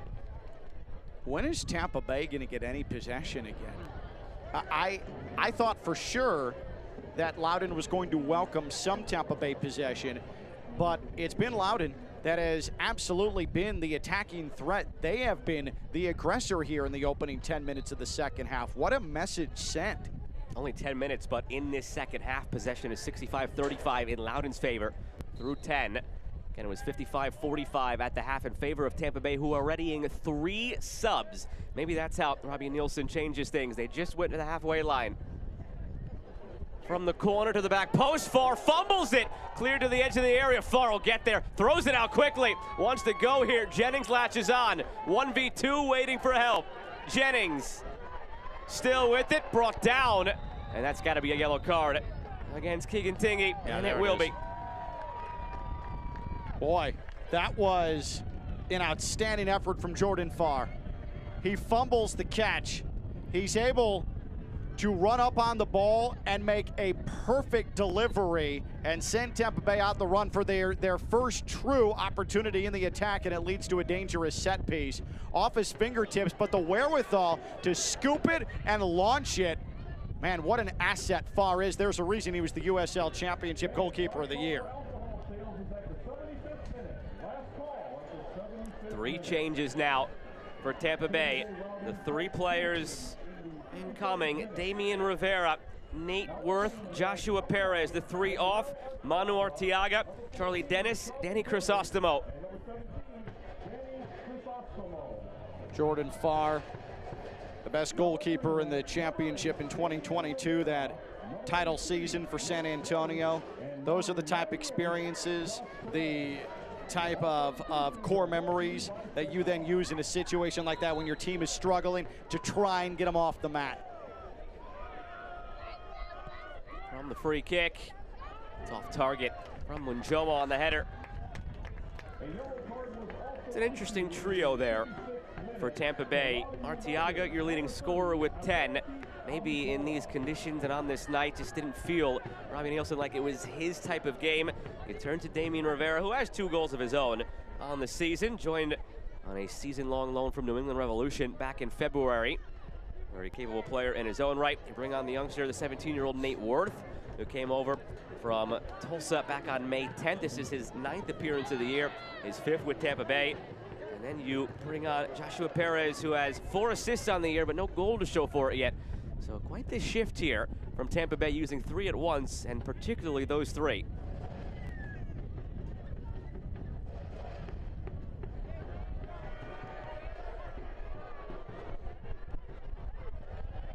Here's Aoukoura with some speed ranging forward. Aoukoura, it's blocked and nearly an own goal. That goes wrong side of the post if you're Loudoun, right side if you're Tampa Bay. Missed by about a yard, and it's a corner coming. Loudoun just completely unfazed. 3 new substitutes for Tampa Bay to try and spark the attack, and here's Loudoun getting going on the counter again, and Aoukoura making those extremely quick and dangerous runs up the flank. Another set piece coming for Loudoun here as we hit the hour mark, or approach the hour mark. It'll be a corner for McCabe, brought to you by IBEW Local 26.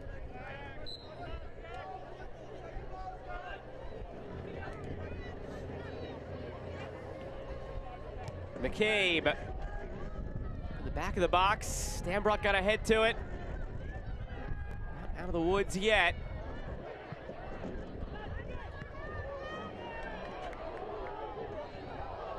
Farr made that interesting, coming together with Hughes as he landed, a smile on both of their faces, coming back up the field.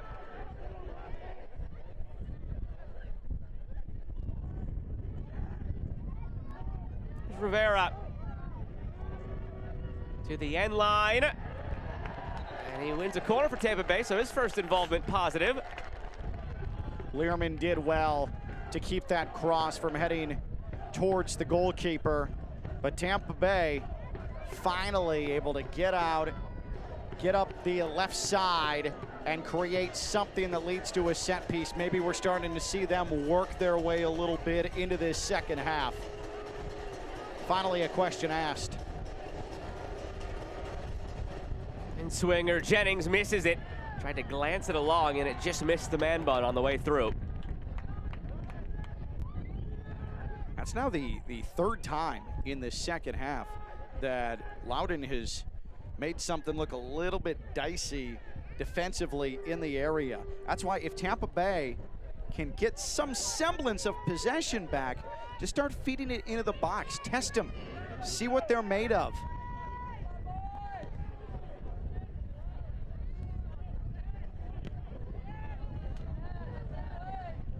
Can't watch the match? Turn on Sirius XM FC 157, North America's only 24/7 source for engaging soccer talk. That's including USL All Access Tuesdays at 8 p.m. Eastern Time. Plus, you get live matches from the USL, MLS Premier League, and more, all on Sirius XM FC 157 and the Sirius XM app. Some pickle juice for a cramping Manny Manjoma.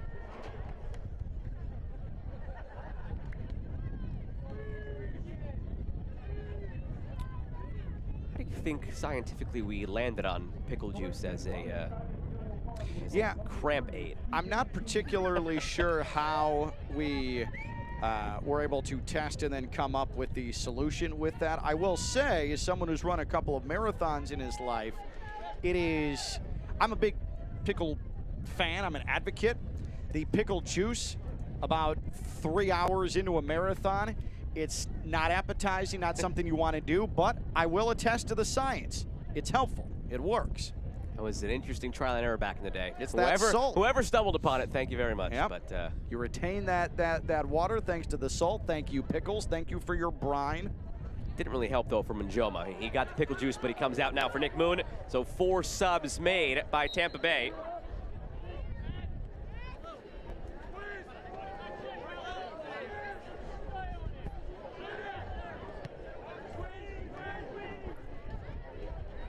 On the hour mark now. Loudoun 1, Tampa Bay 0. It's been this way since the 15th minute when Aboukoura found the goal for Loudoun. It's astonishing he's only had the one tonight, given the form he's been in. He's had plenty of opportunities. Still astonishing that Loudoun is only up 1-0 after that flurry we saw in front of goal near 10 minutes ago. Rivera. Just feels like you're inviting Tampa Bay back into this in some way. Every passing second for Loudoun that you don't find that insurance goal, knowing that Tampa Bay can strike at any time. Granted, their last loss, Tampa Bay, came by this same 1-0 scoreline against the Oakland Roots. Different set of circumstances, though. The Roots didn't score until there were a dozen minutes left in that game, and then they locked it down. 75 minutes is a long way to go for Loudoun, trying to see this over the finish line against Tampa Bay without a second. Keegan Hughes a little bit banged up. Contact there in front of his own goal, but he looks like he's all right, a little bit frustrated. He'll wipe the sweat off the brow and head back to do some business. Let's play optimist for both sides here. You're Loudoun. You have outplayed mighty Tampa Bay. You have been extremely confident. You have the goal. You have the lead. 1-0. You're trying to see this through. That's inherently a great thing. Tampa Bay Rowdies. You started flat. It hurt you.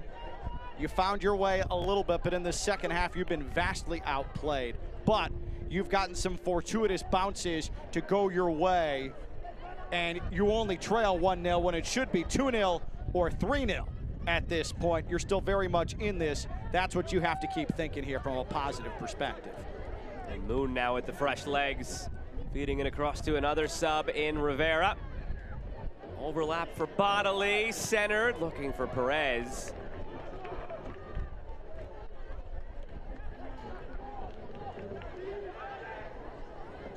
That was the most non-legal corner throw-in I think I've seen in a while, but the referee lets it go.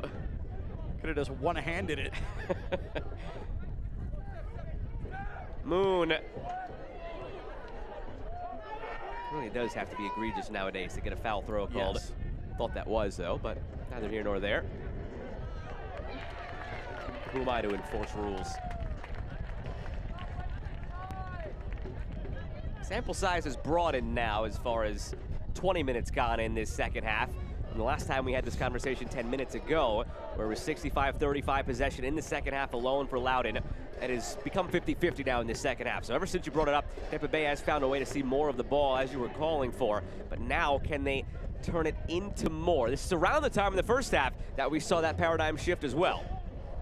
And now it's given away carelessly. Jennings to make them pay. That won't do it. And Jennings is frustrated, but you've got to give a lot of credit to Florian Below. He saw what was developing, the bad back pass, and he came flying in to at least get in the peripheral vision of Cal Jennings, and I think he is what threw off the concentration and caused the dribbler to roll towards Hugo Farreau. after an outstanding evening. Aboukoura, we're being told, is about to check out for Loudoun. Whip toward the back post, it's chested toward the goal and saved. That would have been a goal of the week candidate for Cal Jennings, who got it square in the chest, and it's saved by Farouk. Well, when it's going good, it's going good. And for Loudoun largely tonight, it's been going good. A delicious cross. And Farouk happens to be positioned perfectly and is able to swipe it away off to his right-hand side. So now, Loudoun, you've taken a punch from Tampa Bay, truly for the first time in this second half. Here comes Tampa Bay Rowdies. How do you maintain this advantage? Can you hang on? Might have been a first in his career, Cal Jennings. A goal with the chest. Not meant to be. Can't help but wonder, though, as we see that replay, if he just felt it was a little bit too low or wide. Since he was already in a dive, you don't go for it with your head there instead of your chest. I think he got caught in between. And there's your man of the match, at least at this point, coming off. He has done a little bit of everything for Loudoun. Aboukoura, absolutely phenomenal, and that's understating it tonight for Ryan Martin's side. Wesley Leggett will enter in his stead. 2 goals of his own this season. Aboukoura scored his 4th, and it's the reason it's 1-0 Loudoun. And this is the difference right here. This play to the left side of the box, the low cross, far makes contact, but Aboukoura, he made himself available because he didn't stop moving. The most active player on the pitch all night long. And sure, was it a sitter's goal? Yeah, but was it well earned? Yes, because Aboukoura never gave up on that play, and he didn't give up on any play tonight. He was sensational. Jennings. Moon. And Worth. Deflection out for a throw. We're starting to see Doherty creep more up into the midfield now as well. Tampa Bay down a goal, starting to commit extra numbers forward, coming up off the back line.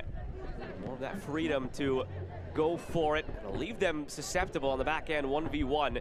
Guillen is going to have to deal with that, whether it's the speed of Leggett or the craftiness of Ryan. He's going to be 1v1 on a lot of occasions if Loudoun can get it long. Listen, if I'm Robbie Nielsen, I watched as some sort of higher power kept the ball out of the back of my net earlier in this second half, so you might as well commit as many players forward as you can. Youngabiri, Jennings.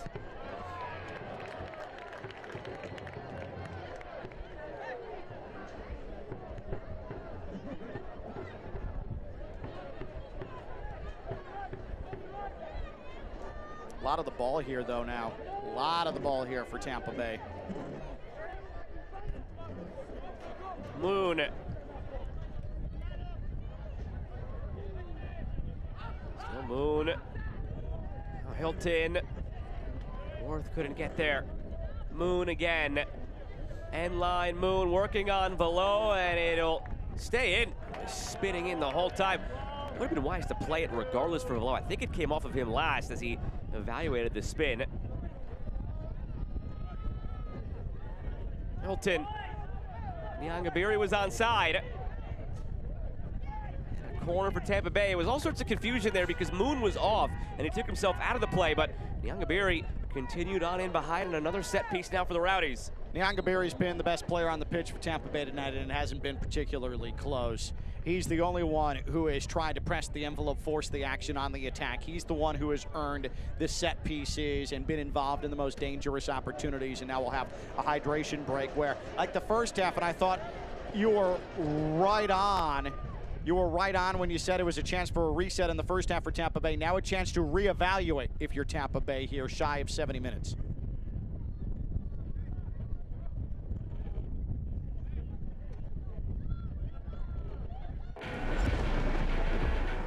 Your all-access pass to the latest forecast from Janessa Webb, Jackie Lair, Damon Matson, Scott Sumner, and Brittany Ward. All across the DMV. DC News Now weather. 20 minutes to go here at Segra Field. Hydration break for those on the field. Peru is being tended to by a trainer in the meantime here. Something to keep an eye on. Tampa Bay have had their opportunities here in this second half. Also going back to the first half, still with nothing to show for it on the scoreboard. There you see the opening shot on goal of the match. Aboukoura puts his left foot into the chest of Farouk. There was a header on Farouk on the short hop. Then you see Dennis for Tampa Bay, a little dribbler. Farouk has no problems with that. And then a set piece. This was the toughest save of the night for Farouk. Before we saw Cal Jennings off his chest point blank, and that was swiped away. Farouk hasn't been busy, but he's had a couple of moments of really good play tonight. Farouk okay now after he was tended to. Giannis Learman over there chatting him up. Learman hasn't really started as many games this year for Loudoun. He's worked into full form, only his 5th start, 11th appearance, and anchor last year, 24 starts on that back line. Drafted in 2022 by the Chicago Fire, and eventually made his way to this Loudoun outfit. All region, all conference, and his time at Pitt. Back to the action, and another wasteful set piece for Tampa Bay. Yeah, shot on goal, but you would have liked to do better if you're Tampa Bay Rowdies. Not much challenge there for Farouk. Sometimes stats could be misleading because that's going to be shot on goal number 7 for Tampa Bay. But to your point from that montage we showed you, it was the free kick from Dennis and it was the chest from Jennings, the only 2 really threatening ones. Yep. So even though it says 7 shots on goal, only twice have they been really dangerous tonight. Tampa Bay and eFootball 2024 is here. Live your dream, rep your team, and play as your favorite USL Championship club. eFootball free to play. Download now. Aboukoura is frustrated with the Joshua Perez run, and I get it. The timing not there. And now we have a time-wasting card shown. And that'll be charged to Hugo Farouk. Tried to play it off as if he didn't know what was coming, but I think we all knew what was coming in that instance. A clean night otherwise. Tingy picked up a yellow for a tactical foul earlier. That is the only other yellow on the field now, aside from Farouk. So it's really early to be taking time-wasting cards.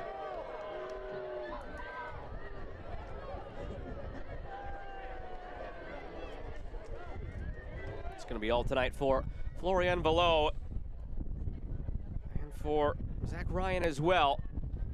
2 players who won't end up on the score sheet, though you could argue Velo deserves to be. It was his ball played through that was then parried out by Jordan Farr and blasted home by Aboukoura. So their impact still felt tonight.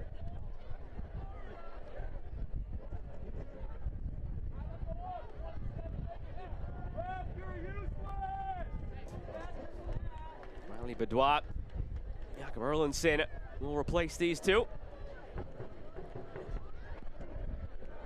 Bedoit had the equalizer against Miami FC last time out for Loudoun. Now he comes on to try and see out a major eye-opening victory for Loudoun against Tampa Bay Rowdies.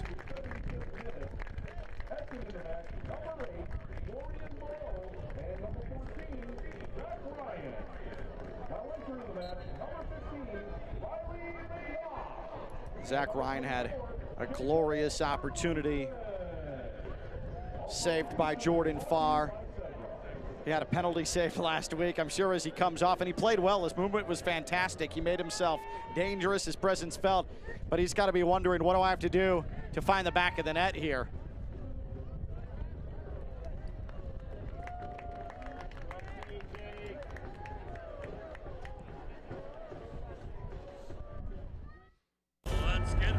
Game night on DC News Now with Derek Forrest, Brandy Flores, Alex Flum, and Jake Rom. Game night, the only 7-day-a-week sports show tonight at 11 on DC News Now. Quarter of an hour remains here at Seger Field in Leesburg, Virginia. Glad to have had you with us this evening alongside Ken Levicka. I'm Joe Malfa. It has been an hour since we had the goal by Abdelatif Aboukoura that has held up so far. Loudoun still searching for insurance. Farr comes well off his line. Gets it away from the danger for now. Free kick coming for Loudoun. Jordan Farr, an expedition outside of his area to come make a play on that ball. I like the way Jordan Farr plays. Can it be a little reckless at times? Sure, but he's got great confidence in his speed and his ability to get to balls that other keepers maybe wouldn't necessarily pursue. There's a reason he's one of the best in the league, and that was another opportunity there saying, come on, guys, I'm giving my all. Let's get out on the run. As adventurous as he is, he's not even top 2 in the league in that stat category. That belongs to Koke Vegas of Rhode Island and Danny Vitiello. If you chart their heat maps as goalkeepers, you'll see a lot of reds in areas that reds shouldn't probably be for goalkeepers. There are times I'm watching Rhode Island just for the goalkeeper, nothing to do with how he saves shots. Dangerous ball back here. Leggett nearly gets there. Farr kicks it far, and Yangabiri tries to keep it alive for Tampa Bay. Advantage was attempted to be given by the referee, Luis Arroyo, but a free kick now for Tampa Bay. Well, this is a bit too far out to attack goal. But now you've got to start putting numbers forward, and this is going to be an embellishment yellow shown. There was no reason for Leggett to be getting into the face of Hilton either. So that was a confluence of events that earns Leggett another yellow for Loudoun. 3 yellows out there now. It's Tingy, Leggett, Faru, all for Loudoun. Clean bill of health for Tampa Bay in that regard. These two sides came in 2 of the least carded clubs in the entire USL Championship. Loudoun with 3 tonight, now 36 on the season.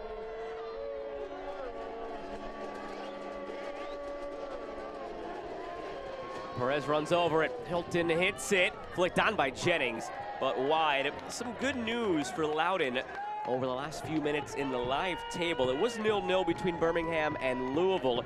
Should have given Birmingham an important point, but now it is Louisville 2, Birmingham 0. So in the live table, Loudoun would only be 2 back of Birmingham. They both played 16 matches at the end of the night. So for a team coming into the day in Loudoun who could not fall out of 7th, who could not go above 7th. They do get a little bit closer now if current results hold, where they'd be 2 back of jumping into 6th. And all of a sudden, if they beat this team, they're getting closer to Tampa Bay as well. Awua. Loudoun would only be 6 back of Tampa Bay. That is certainly striking distance now for 4th. If they can see this one through.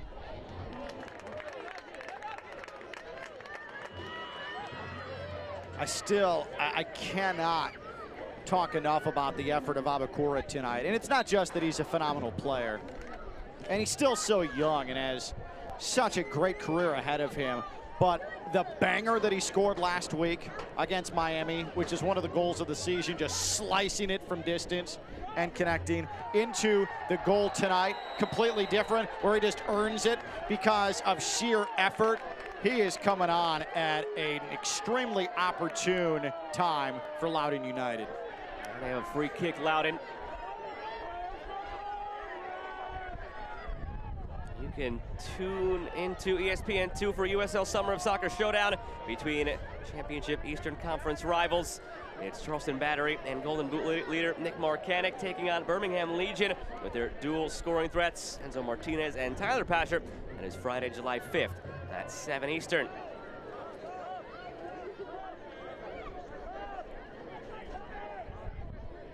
Well, Loudoun doing what it has to do and take its time a bit, but before that, earning itself a set piece.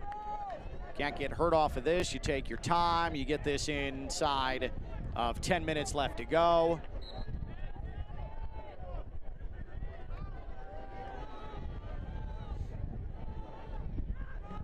McCabe, good delivery there into the traffic. It's blasted by Leggett and saved by Farr at his near post. A very ambitious angle to take that shot from, but it was extremely well struck by Leggett, forcing Farr to make a save and earning a corner for Loudoun. That's a good decision there from Leggett. Hey, I've got a little bit of daylight. Let me see if I can whip that leg around and force the goalkeeper into some effort, and sure enough, that's exactly what happened. That was destined for back of the net. IBEW corner For Aboukoura. And swinger from Aboukoura. Learman was there. So was Leggett. Tampa Bay leaves to tell the tale without conceding.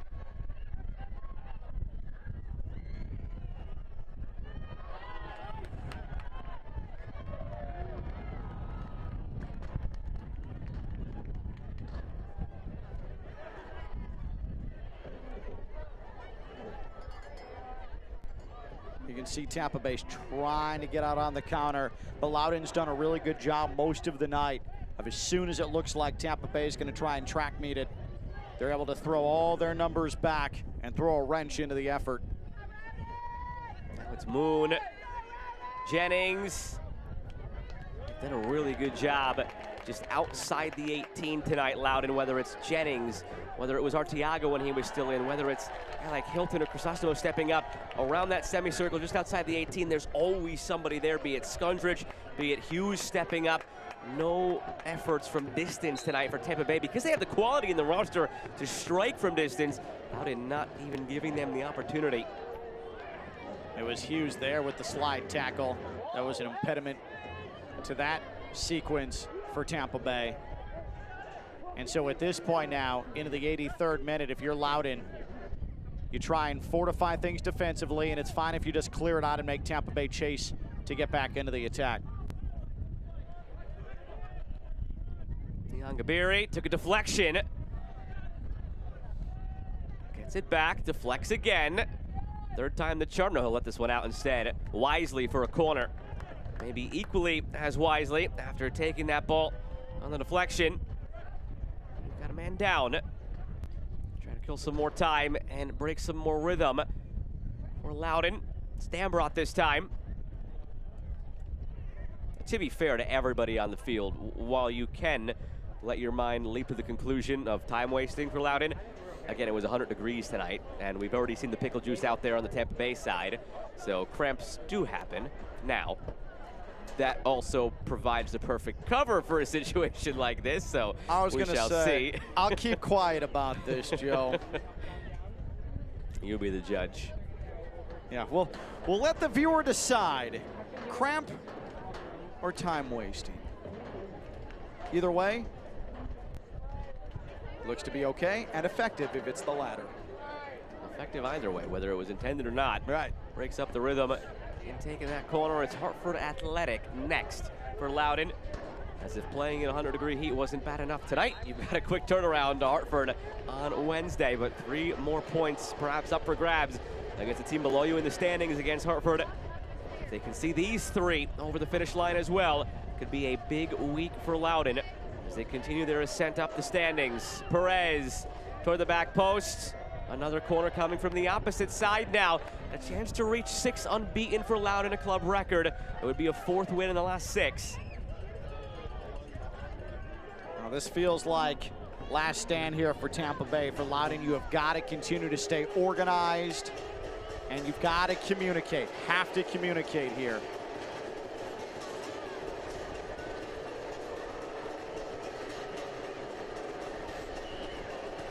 In swinger near post, Jennings was looking to flick it on. Perez gets it back into the mix. Feels like Loudoun is the first to every ball played in, and they're not leaving any loose second chances. The way that Loudoun scored their goal, now they're off to the races.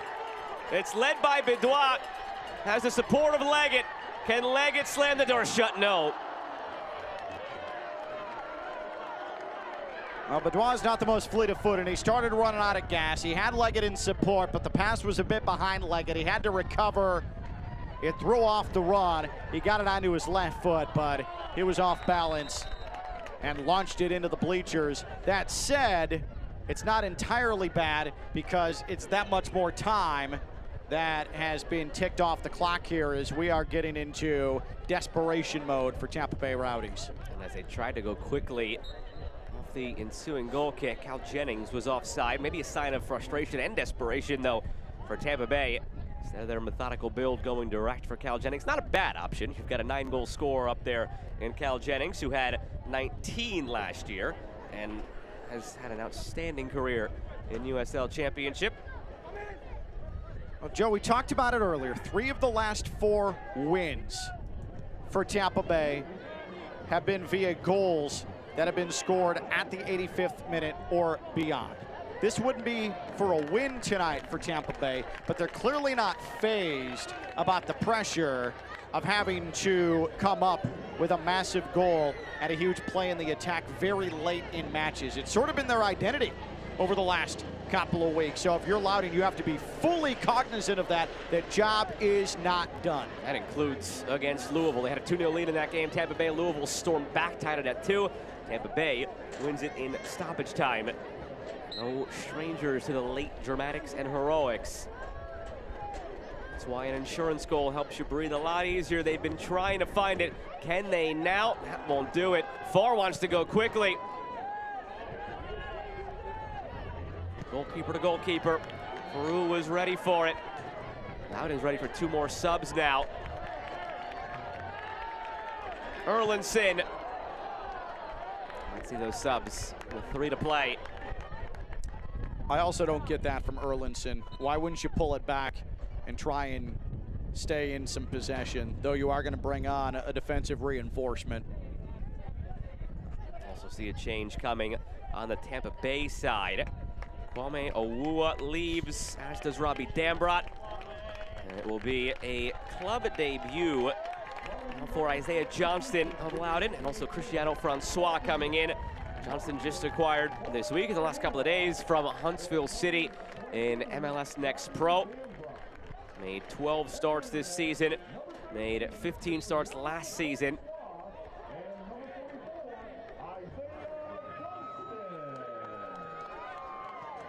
A welcome from the crowd for Johnston.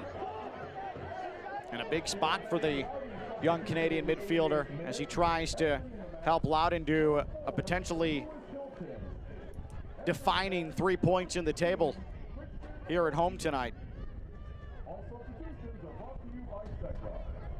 Here's Perez, end line. Perez floating it. The glancing header is just wide from the other substitute who just came on. It's on the Tampa Bay side, and Christian Ortiz, 17-year-old, first ever Rowdies player to sign his pro contract coming up through the academy.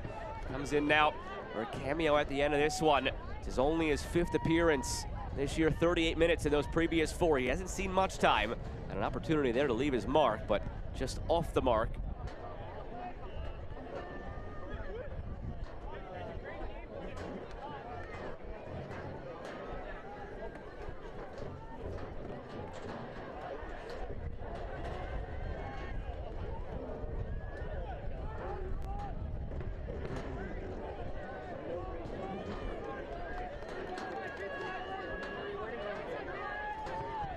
Doherty, Yangabiri lost it to Tingy. Francois with Leggett. Francois feeds Leggett, 2v2. Wesley Leggett! First 2 opportunities he missed. This time he slams the door shut, and Loudoun is on the way to a victory over Tampa Bay. In case there were any questions, Loudoun United tonight has proven that they are for real. They are very much in the Eastern Conference playoff picture, and they have absolutely earned this one tonight with a dominant effort over Tampa Bay. You could just feel it, that it was coming for Leggett. Again, a couple of opportunities missed prior on breakouts just like this. Can't give him a third time he's going to connect. It is a new era for Loudoun United. This is no longer just a farm club. This is no longer just a developmental situation. This is a side that has brought in veteran leadership. It has a lot of talent, especially in the attack, and they have shown off tonight. They have flexed their muscle against mighty Tampa Bay Rowdies, 2-0. This is an extremely deserved 3 points at the table for Loudoun United. There will, however, be 7 minutes stoppage time brought to you by Novec. Novec's energy-saving tips are a real game changer. That is a real buzzkill to go up 2-0 and see you got to see 7 more minutes coming your way. What I will say, though, it's been such a mature performance tonight from Loudoun. You see that 7, and you say to yourself, all right, that's fine. Let's just get to the end. Let's see this through. That's the way they've played here tonight. Perez. Moon drives it across, cleared.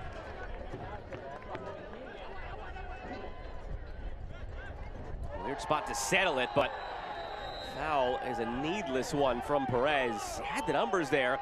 Poor decision, to be fair, from Bedouin to settle the ball there. Could have swarmed him, could have won it back. You go in hard, you're gonna waste 30 more seconds now. Yeah, he got bailed out, but that's the type of night it's been for Tampa Bay. 1 step forward, 3 steps backwards. The USL Championship is on CBS Sports and ESPN platforms all season long. Catch live matches and expert analysis every day on the CBS Sports Golasso Network and ESPN Plus.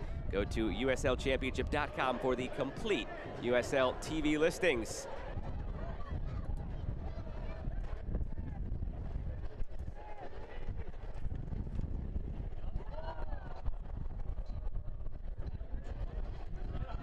Rivera.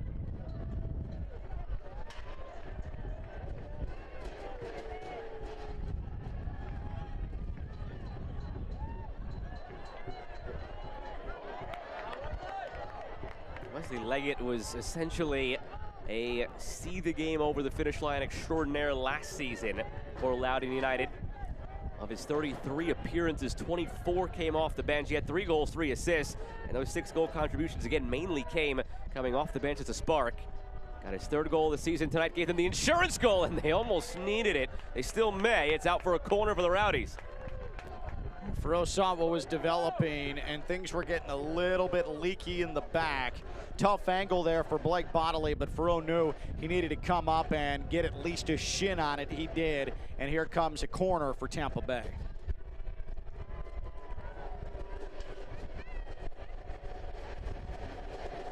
Worth skies this one. Ended up nestling down in a good position, but nobody there in a green jersey to get ahead on it. Second effort now perhaps for Worth. Better service this time, headed back across frame. Farouk lets it out, goal kick coming. We talked earlier, Ken, about the expected goals for Loudoun, and Ryan Martin mentions it but doesn't harp on it because, again, it's not a very clear-cut picture. But those underlying metrics are a way for a team to assess whether or not the process and the performance is there regardless of the results, because sometimes results don't always reflect the process and the performance. A night like tonight, the stars all align. If you look at expected goals, 2.26 for Loudoun, 1.07 for Tampa Bay. So whether it's real goals, whether it's expected goals, whether it's advanced stats, whether it's the eye test, it's going to be a deserved 3 points tonight for Loudoun. And I think that you make a great point. The way expected goals should be consumed is to, like you said so accurately, gauge the process. Gauge tactically what's working and not necessarily end result or what should have happened or what you thought you deserved. And that's the way it's being consumed correctly, I think, by Loudoun United and Ryan Martin, because they have lived in that 2.5 expected goals and over the last couple of matches. Their expected goals is going to finish probably around 3 tonight. And I would argue that this match should have been over 25 minutes ago. But yes, the process is working. The attack looks good, and things are bright for Loudoun United. This is going to be an extremely convincing win that's going to turn some heads around the championship. I wonder how many expected goals were added on that flurry where a goal didn't happen. All the way back earlier in this half again when it was Zach Ryan from point-blank range, a swing and a miss, and then a second effort that was saved somehow by Farr, and then the blast off the crossbar, or rather that was saved off the line by Bodley and then up to the crossbar and out. It was probably, I don't know, 0.85 something expected goals in that one instance. So again, it's there as an additional tool. That one certainly should have been a goal. There's certain other moments that maybe should not be goals that are. So that's why it's real goals, not expected goals that win or lose you games. But I don't know if expected goals can gauge galactic events taking place to keep the goal out of the back. That was like an alignment of planets there, and I don't really know what that situation is like where horoscopes are, but man, I cannot believe that that was not a goal.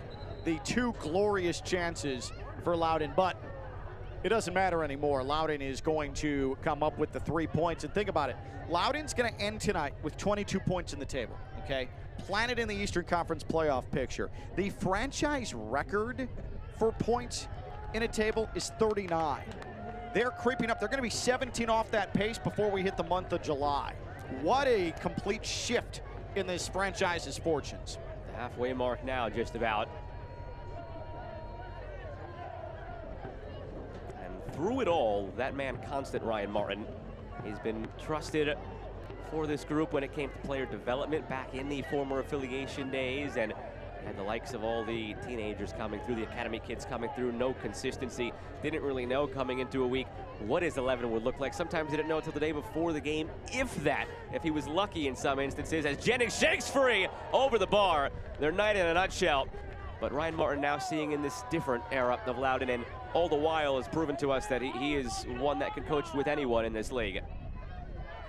Jennings and Erlandson are getting into it a bit, and I think Jennings thought that he was being pulled from behind. These two were throwing elbows at one another now. Jennings, a great effort to go low and get a head on that, and somehow skied it, which again is an absolute another indication of just how unlucky tonight has been and how frustrating tonight's been for Tampa Bay.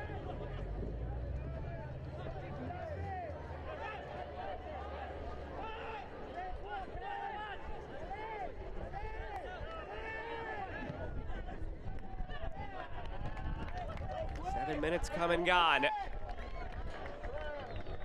And there is the final whistle to confirm what we felt would be the result for quite some time tonight. Loudoun United earns a victory over Tampa Bay for the first time since 2019. It's only their second ever win against the Rowdies, and it's a statement that Loudoun is here in USL Championship. This was no fluke. This was a Loudoun United side that came out very positive, extremely front foot, and really did a good job of maintaining it through 90 minutes of football. This was the effort of a team that looks like it could do damage in the postseason. Yes, it's only June, but man, did Loudoun United show it could go toe-to-toe and exceed what Tampa Bay Rowdies puts on the pitch. And we'll wrap things up from Segra Field in just a moment.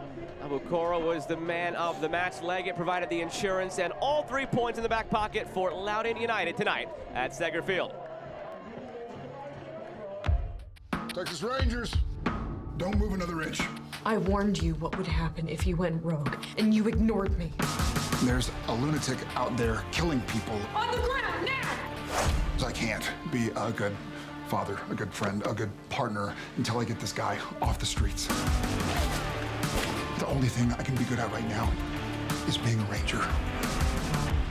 Walker, Wednesday at 8 on DCW 50.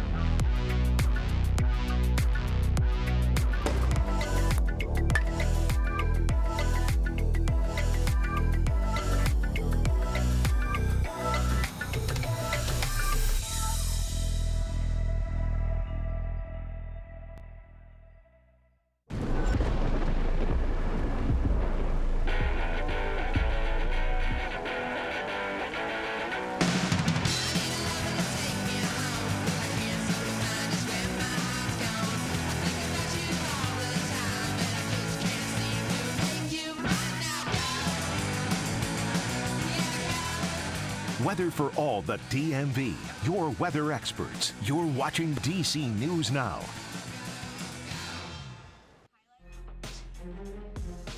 Look back at the highlights from Loudoun's 2-0 victory over the Tampa Bay Rowdies. We'll take you back to when that first goal struck from Aboukoura. It's one of what could have been many for him on the night. It's the only one, but it's a deserved goal.